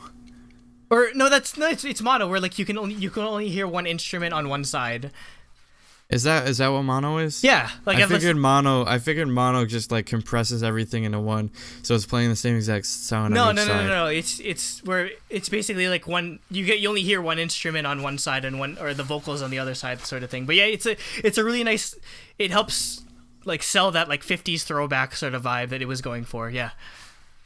Yeah. So I guess with that, I'm gonna move on to the next song, which, the influence on this song I got was very like the Beatles for me. Yeah, I did notice a lot of Beatles references. Well, obviously, the two of the songs at the end are named, what was it? Is it Paul and Simon? Yeah. Yeah, so like clearly Beatles references. So like for this song, is very like Beatles like, and they're like one of the first bands to like experiment with. No, I'm not just bands in general. They were one of the first bands to like experiment with like stereo technology and audio, and that's what they would do is they'd like only certain instruments would be in like certain parts of the headphone and whatnot, and like up till that point everything was all like just the same sound on both sides, or it'd be just like out of one speaker like on a phonograph or whatever. So. But the song's unique. The MV's unique. We touched on it last week, where it's just line art drawing. Everything's on fire. It's really weird. It's very Hyukoh. I loved the MV for this, actually. I wish I had the patience to make something like that, because I totally would. Yeah, that must be a pain in the ass. It's frame for frame, hand-drawn animation. Like, they must have had to pay the guy who made it so much money, because like hand-drawn animation is so expensive. That's why like like games, for example, with fully hand-drawn like sprites and stuff like that, they often end up being like more expensive than 3D games are to produce. Yeah. Yep. Because they gotta go in. This song gives me another like Kings of Leon vibe with the vocalization, like the with the harmonies in the background. So yeah, I like this song as well.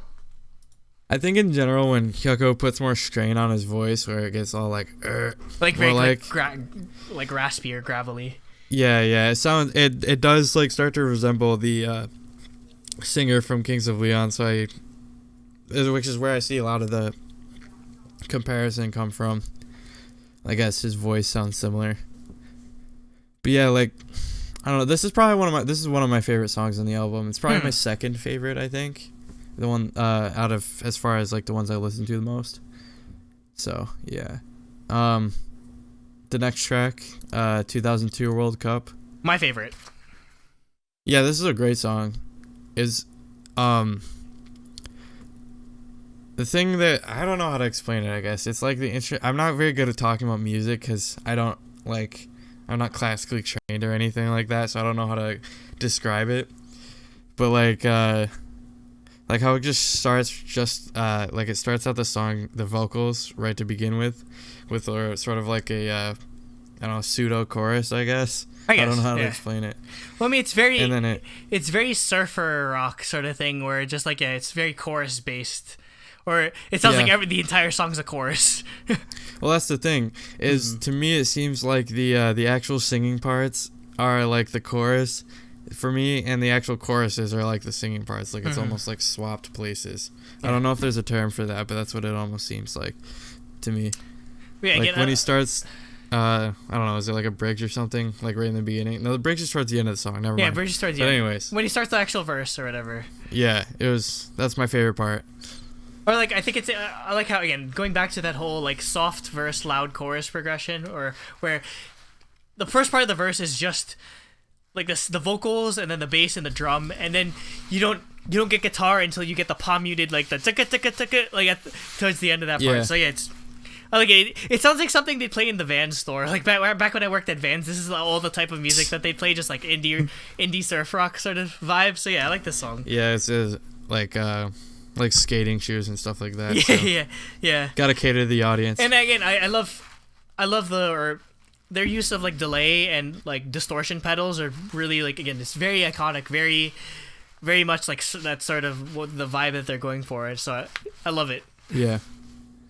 Yeah, I guess that also makes sense to me. The whole like surfer rock thing, like 2002 World Cup.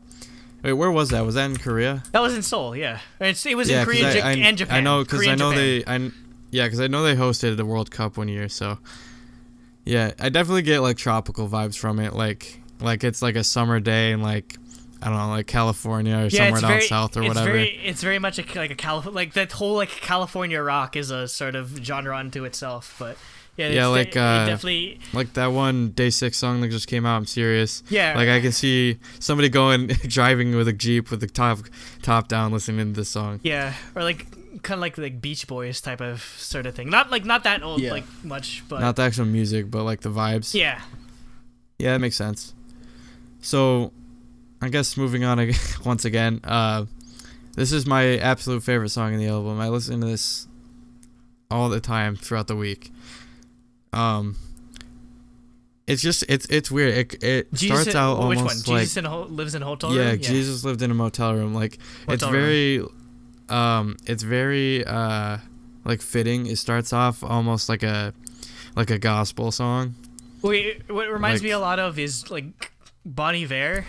Yeah, because he does a lot of just like the falsetto, like chorus type vocal things in his songs. So yeah, and then it sort of kicks into this like walk type progression. Yeah, well, the thing is, it's almost like the walking progression. I was actually going to say like I visualize it like it's like marching. But yeah, like with the bass line.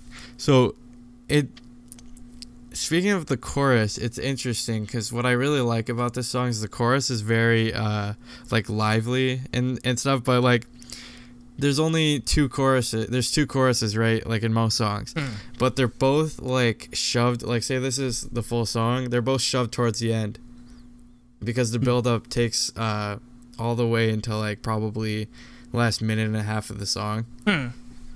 So yeah, like it's a 5-minute song, and both choruses are in like the last like minute and a half, which it's interesting. It's like, I guess like I don't want to say crescendo because that doesn't really make any sense, but it does build up to that point and then sort of let out all of the steam at the end. Or another thing is that most of the song is just very slow, like 1, 2, like the time signature is fairly slow, and then there's that one part like towards the end where it just goes double time immediately, or like where they add like the tambourine and it just sort of like goes faster a bit, like so yeah. That's where the chorus kicks in. Yeah, again going with going back to like how like erratic the sort of music is it's interesting how they play with the time signatures, or like adding in elements that make the song like sound faster or whatever. So yeah, this is another good song off of this. I think this sort of like stretch from like leather jacket to Jesus lived in a motel room is sort of like the peak of the album.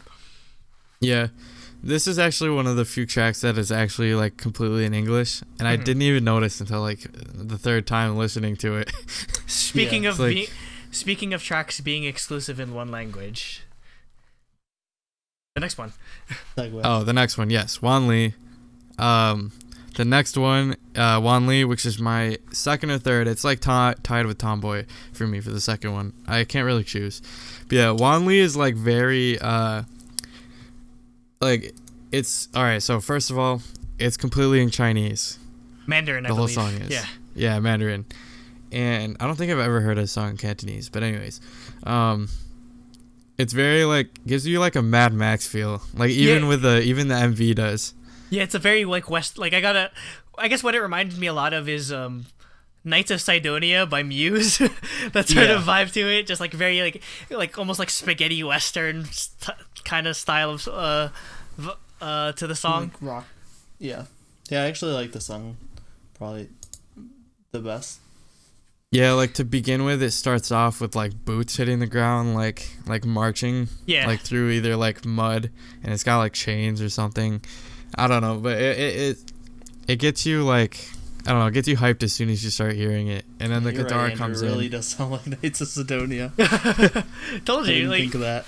Yeah, I pride myself on my music correlations, if you haven't noticed by now. Or I guess that's just the easiest way to understand music, just through like what it sounds like, I guess. You've already that people have heard. Yeah, but no. Again, it's interesting though. Like I think he grew up in China, I believe, or he spent most of his life in China, which is why he's fluent. I didn't even know that. Oh, because I was reading up. I think he grew up in like China until he was like 19 or whatever, which means he's trilingual in English, Korean, and Chinese.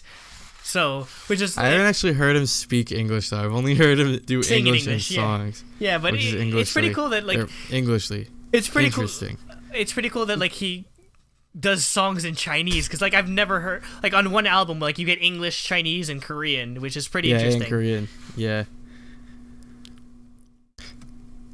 I don't. What genre is this? It's very like, because it's definitely regular rock, but it's like. If I were to put it in a genre, I don't know. I'd put it in a Muse genre where it's just really weird. I was gonna say a Muse genre. It sounds because where it's sort of like it's fusion. Is it Muse alternative? I guess they're very like alternative. So broad of a. Yeah. Well, that's because alternative is where you put everything that you don't know what it is. Which is why it's called alternative.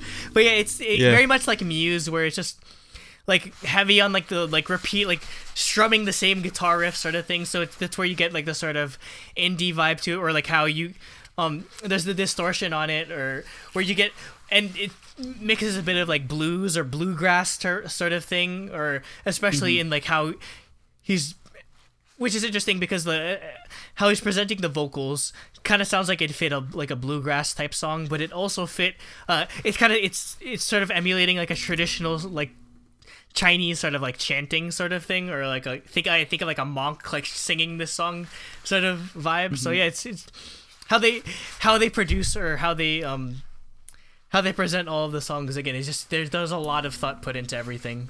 It's so cool. Yep. So I guess again we'll move on to the next one. Die Alone.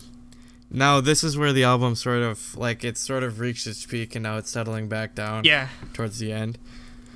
So Die Alone took sort of like a similar like vibe from Wanli, but it's rather than like going up, it's sort of like going down, I guess. As far as the emotions go. Like I think the pacing is similar, I guess. Is the way I'd put it. Yeah, again, it's a lot softer, but yeah, again, it has that same sort of bluegrassy sort of vibe to it. And I'm not entirely sure, but I'm pretty sure he uses English, Korean, and Chinese in this one song, like all in the same song. I hear he uses Chinese in this one? Yeah, I knew he uses English and Korean. I hear some parts that are in Chinese, or I think, as far as I know, it sounds like it's Chinese. So yeah, it's really interesting. I've never heard a song go between 3 languages before, maybe 2 languages. Yeah. But yeah, that's quite impressive. That very few people in the world are trilingual, let alone bilingual. So yeah, I wish I could learn 3 languages. Well, I can. Technically speaking, I'm familiar with English, Tagalog, Japanese. So maybe one day I'll learn Korean. Once I actually go there. I mean, that's most of the reason why I want to lose all of it because you never use it. Yeah, well, I mean, I guess now that I got K-pop, I guess I can practice, I guess, a little bit, but yeah, it doesn't really help with your speaking and writing. Yeah, though. I gotta get like a Korean friend or something when I get back. I can understand it fine. I cannot speak it. Yeah, I'll have to make Korean friends and then call them like all the time or whatever. Like call them in the morning. Yeah, but so for Die Alone, Die Alone a Reserved Seat, which is the next track, they feel like they go together. Also, they're like the emo-est songs on this this album. Really. Like very emo, which just hits my heart close to my heart because I was an emo kid. Like they not just because it's called Reserved Seat, but like as soon as I heard Die Alone, like I visualized him just like the music video, it's him like slouched over on a bus. It's just like looking out the window, like depressed, I guess. Like that's the sort of like imagery you get. Like you're just going through the motions of life, and this is sort of like, you know, that kind of thing, I guess. So yeah, Reserved Seat. Reserved Seat reminded me of I don't know what band it reminds me of though. It's like someone it sounds like all in a minor key, and it just starts off with like a really like kind of like slow guitar chord progression, which it kind of reminds you of Metallica in a way, to be completely. It kind of sounds like the beginning of One. I think it's in the same key too, I believe, as One. So yeah, I get a really same thing with like the ominous like sounding like or the ominous way he's like singing the vocals and everything. So yeah, it's almost like it's like old like grunge kind of like I was gonna say it reminds me of like Alice in Chains or very Alice in Chains, like post grunge or grunge like 90s sort of vibe, or you get a bit of Soundgarden in there too as well, where like again like everything like that's whole Seattle sort of like music vibe where everything's either like dropped down or everything's in a minor key because you try to, it's like a brooding sort of atmosphere that it sort of sets with the song. So yeah, I love how everything's staged with these songs. Yeah, I like this song a lot too. Oh, and there's a cool effect towards. Remind me of that. There's a cool effect towards the end where, when it starts like picking up, the distortion on the guitar pans between the left and the right audio channels, back and forth. So that's a pretty cool. I love how, do they produce it themselves? Or does Hyukoh produce it himself? I wouldn't believe that Tablo would want to like jump in on it, so I'm assuming they do all the production and stuff on I love how like not too many people play around with the production or like how you stage which certain like what side side of like the headphones like the elements come out of. So yeah, it's I love how creative he is when it comes to like the spatial awareness of the song. Like the spatial awareness of how you set up the instruments and everything. It really adds to the sort of atmosphere that the song has. Yeah. Got to put the song in HD Rumble. on the Joy-Con. Wait, you're just gonna be like when the guitar goes It's just a between one left vibration. Joy-Con Yeah, you and just right have to sync it Joy-Con? up. What the Yeah. hell? You just have to sync it up to the audio. Listening to this whole album just makes me wish Hyukoh was on Rock Band.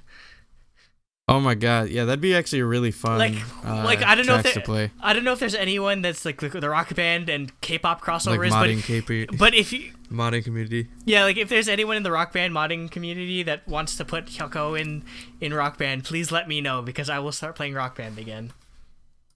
What do you have it for? Like PlayStation 2 or something? No, Or I had Wii it on or PS3. Have I told you how much? Like I spent an obnoxious amount of money on Rock Band. I probably spent $1,000 at least on Rock Band. Oh goodness. Because every time the game would come out, I'd buy the new You'd instruments. buy it again. And then I'd buy like hundreds of dollars in the DLC. Like I was obsessed with Rock Band. So I actually tried to learn how to do like Rock Band, like chart Rock Band songs myself.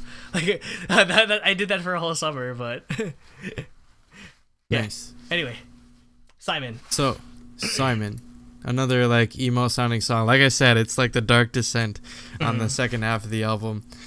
It's like this one is very I find this one to be very moody compared to the other ones even more so. Yeah, definitely, because it's very empty. Where it's just the guitar, and then they let the echo ring out on the paddle or the effect. So yeah, like it's very like he's almost like grumbling like to himself kind of like thing. how he's I singing like the I like the lyrics. vibe, I guess. Mm.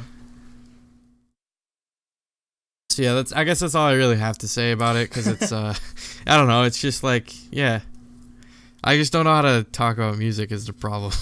Or wait, I guess like how I'd put it in like musical terms or as best as I can. It's just like it's sort of Yeah, because like Die Alone is like I guess like the high point, or like I guess up here, and then Reserved Seed is sort of in the middle, and then Simon sort of like really brings it down to like the lowest point where it's like it's very minimalistic in both the lyrics and the instrumentation. So it's sort of like, again, it gives that sort of like ominous vibe that they're trying to go for it in the latter half of the soundtrack or like the album. See, like for me, it's easier to talk about like electronic or pop music because I know more about it because that's what K-pop is more centered in. That's because I have I've had I've been playing like bass and guitar for the better part of my life, so I guess it's just easier for me to put sort of, or I guess this is like my roots or whatever, so this like I guess it's easier for me to put into words what happens. I used to listen to like this type of music like all the time before I got into K-pop. I listened to mostly like alternative and stuff like that. Same sort of thing. So I'm familiar with it. It's just like I don't know how to talk about it because I was like 11 when I was listening to this kind of stuff. So yeah, it's pretty great. Paul, the next song, he actually was performing this live along with Leather Jacket and Tomboy. Oh wow. Well, I mean, because I guess it's a piano ballad, so obviously Korea loves their piano ballads. Yeah, Paul is one of my favorite songs on the album. Again, it's very Beatles. Like I feel like it's definitely like Paul and McCartney. Or no, what I thought they were referring to is Simon and Paul. One, it could be like a biblical reference. Two, yeah, that's true too, because Jesus lived in a motel room. Two, it could be Paul Simon, who's one of the greatest like singer songwriters of his era. So like yeah, too. I'll have to look at the lyrics for Paul because I haven't actually looked at the lyrics for them. Yeah, I took it as like Simon and Garfunkel and Paul McCartney. Yeah, that sort of thing too. Definitely, you can definitely feel like that sort of influence in the music, especially with like how emo it is. Freaking Simon and Garfunkel music's just like very Sound of Silence-esque. Yeah, Simon especially. Yeah, exactly. So that's how I took it. Yeah, it's a very chill ballad. Like I could put this on my playlist. I could listen to it for an hour and like just have it on the background while I'm studying. And I wouldn't get like sick of it because it's sort of, I don't know, it's just something you can almost like sing to if you know the lyrics. So yeah, like an anthem almost, I guess, like a very low energy anthem. Or no, it's again with both with IU and with this Hyukoh album, I like how organized or how they placed all of the songs, where it starts off like fairly high and then it peaks towards around like Wan Lee or Dial, and it starts bringing it down, sort of thing. It feels like a song that you'd put near the conclusion. So yeah, it's very well organized how the album is, how they ordered the tracks. Yep. So like I guess that also was a good transition, because it was like, because Paul is higher than Simon, and it sort of goes back up into like a midpoint with Surf Boy, which is the last track. And so Surf Boy for me, it almost like, it was like reminding me of like country almost. It sounds like a country song. Really? Yeah. I really, this reminded me of a Lush song. I don't know if you know who Like Lush old, is. like older country though for me. Or no, not like right now, I guess. Lush is almost like they're kind of, again, it's like 90s indie shoegazing type music, where it's just like, or they're the distortion effect that they put on the guitar reminds me very much of Lush. If you have, like, I only know them because they had a song called Deluxe in Rock Band that I loved playing all the time. But yeah, it kind of reminds me of that. A very, very fitting title. It's Surf Boy. It gives like a whole like 50s surfer vibe.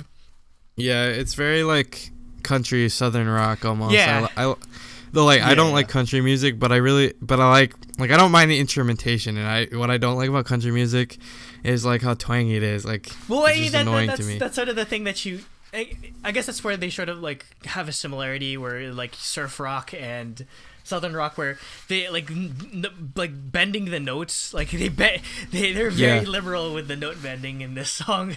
So yeah, it's very country-esque. I can see that. Yep. So yeah, I guess all in all, it's like, this is probably it's definitely up there for my favorite album, along with My Voice for this year, even Palette's up there with both of them. Yeah. Like, we've already got like 3 like solid like albums. at least Full like albums. at least like 9 out of 10 albums for me, at least. Yeah, definitely. Yeah, This easily gets the Daebak, or the truly my truly Daebak seal of approval, because again, it's just like Me as well. yeah, because I want to hear more of this type of indie rock vibe from Korean music, because again, you don't really hear much of this type of music break into the mainstream. Again, like Hyukoh was doing music shows. You never really see bands doing music shows, let alone like not like this is his first time on it, I think. yeah, like you never really hear this type of music, like, and if it's a band, it's something like CN Blue or Day6, where it's like pop music, where I would say it's a pop rock. yeah, so Because this is really interesting. Also prior to this album, I don't think Hyukoh really had like a big label behind them either. yeah, I'm Like, surprised. High Ground's not a big label, but it's owned by YG, which is the second biggest label in all Korea. So. Yeah, and it's kind of out of left field for High Ground, where a lot of it's mostly R&B or like singers.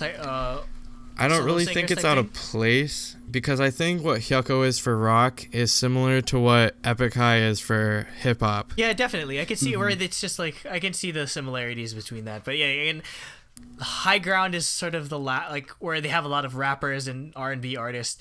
The last thing I'd expect would be a freaking indie rock group being signed to the label. But Again, I don't know. I fully expect it, because they're very like, their whole thing is very like they're trying to find like hidden talent in like indie like Indian underground scenes. yeah, Which like rock and hip hop are the only places where those really exist.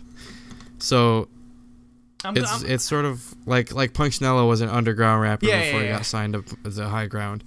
So yeah, I'm it's glad, like stuff like that. I'm glad they got signed to such a big label. Hopefully, this means more exposure for them in the future. And I know most people, when they listen to YG music, it's not really from the High Ground label. But yeah, I'm glad they deserve all the exposure that they're getting right now, and they seem to be doing well.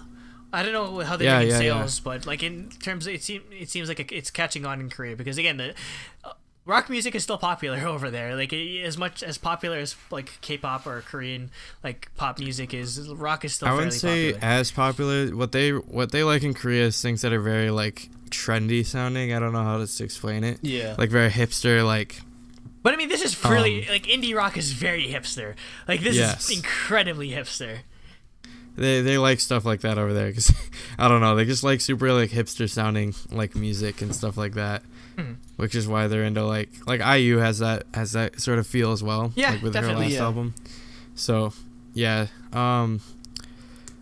another group that's under high ground is the Black Skirts. So we'll see when they come out with an album, because they're I'd say they're similar to Hyukoh, but they're more tame, I guess. It's not as erratic or whatever. Or... Well, no, like because Hyukoh has some like really hype songs. Yeah. Like the Black Skirts is very like on the lower end of the spectrum. So like Smiths, as far as like energy and stuff. So like Smith's kind of vibe, where it's just like all the songs are just kind of like the latter half of the album, where it's just like a bit emo, or just like a bit like it's not as like crazy. Or it's like definitely or like more in line with like actual like indie rock, where it's like slower tempos. It's almost like I want to say like a less uplifting like Coldplay kind of thing. Emo Coldplay. I want to hear this. Like okay. Sort of like that. Yeah, you gotta look up their stuff. They're sort of like that. So yeah, we'll see when they come out with anything. And yeah, that's all I had to say. Yep. Pregnant pause. Okay. Anyways, he did a lot of pregnant pauses in the listening. album actually. There were actually like in the actual like album, like the songs, there are a fair amount of just like pauses, or like even especially in like Leather Jacket or whatever, which is really cool. So yeah, last thought. Yeah. Thank you for listening. Like, comment, subscribe if you liked our shit. Just another cuss in there on accident. Anyways, I said a lot. Shit. Anyways. It's alright. iTunes doesn't listen to us. They'll never know we're not family friendly. What do we have on the upcoming slate? We have us going to Card next week. Yeah, this is like next week we're going to meet each other for the first time. Actually, it'll be this week when it goes up, though. Yeah, when this goes up. Yeah. When this goes up, we're actually going to meet each other for the first time, which is insane because we've just been internet strangers this whole time. Actually, the day that part 5 goes up will be the full part. I mean, yeah, the day the full episode is the day of Card. Yeah. Yeah. So and it's the day we meet for the first time. We'll see how long it takes to get this. Cool. And it's the day I have to stop at a Tim Hortons to buy KCON tickets. Yeah. So hopefully their internet isn't shitty as hell. But yeah, I'm gonna get data, so I actually won't even have to stop. Yeah, okay. I'm gonna sign I'll up just for have my to data. stop driving. Yeah, because you have to. At least with Verizon, you have to like activate your data in a foreign country. So. Oh yeah, I got a call. Yeah, I got a call too. I have AT&T, but. Oh shoot! I didn't do that yet. I better ask my dad. Yeah, you just make sure to do that, and also I have to remember I have to go to a bank and get Canadian currency. Yeah, get Canadian money. Oh, I didn't do that either. Canada! Wait, so hyped. Can I just use my regular card? You can use your credit card for most places, probably. But there's an international transaction fee sometimes. Oh God. Anyway, I didn't think about any of this. we'll figure out the logistics when we get there. Yeah, we're gonna be in Toronto next week, which means we'll have to see how we'll fill in filming or recording podcasts, because we might have to record ahead of time, which I don't know how I'm gonna or we might have to figure something out for the week after. Oh, we have Thursday. That's true. We're not coming in until Friday, so we can still record our normal time. Yeah, I'll just have to edit it like right after we finish, and then in like I guess. And then 6 hours later, I have to catch a flight or whatever. Anyway, so yeah, we have that. Right. Then we have I'll try to get. My hope is that by the time this goes up, EXO will be up. The vlog will be up, and then you have Card, or did you record Card yet? Oh wait, no, we're done with Card. We're done with all the Card unboxings, right? Yep. Card unboxings. Yeah, Don't are Recall up. went up last week. Palettes up, GD's up. The only things we need edited are Pristine and Dreamcatcher. Also, my Taeyeon unboxing that I filmed, but also never the Taeyeon unboxing never that you're edited. Never gonna film. Oh, No, I did film it. Yeah, I filmed it. I just Oh, didn't geez. edit it. I We'll filmed see, it like a month and a half ago. There might be something we grab at like K-pop, Toronto K-pop. Oh, I'll probably end up buying lots of albums that I see. We'll probably because I will impulse buy. yeah, we'll probably goodness. we'll probably do some reviews or maybe like do like a haul Or we video. could just make a haul video while we're there. Yeah. So yeah, my idea for Toronto is they'll split it up into 3 parts. Where day 1 is obviously us flying there, and then Card day 2. Yeah, is just... me on a bus. I'll be like, hey guys, I'm on a bus. Yeah. I'm not recording because No, I'm driving. you have to like record at least you leaving the house or whatever.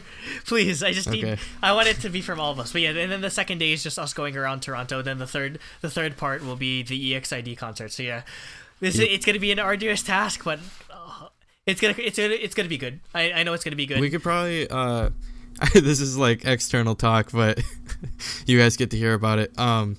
We could probably just split it into 3 different parts. So, yeah, that's what I'm saying. So yeah, that'll 3 be cool. 3 parts, 3 days, that sort of thing. Anyway, yeah, that's what's coming up, and we're gonna be there's gonna be one more show before we go to Toronto, which should be coming out or Come out the week after. yeah. So it'll still be regularly scheduled. So yeah, look forward to that. Peace. 1 week. Card. EXID. Stay creamy. Stay creamy. Yes. My worst nightmare has come true. We have a Filipino K-pop group, or like they're trying to be like a K-pop style group. Yeah, style. They're not a K-pop. Like, why are they on this list again? Because they're under Aria Creations. So. Oh, God. Oh, Araya? Yeah. I didn't realize.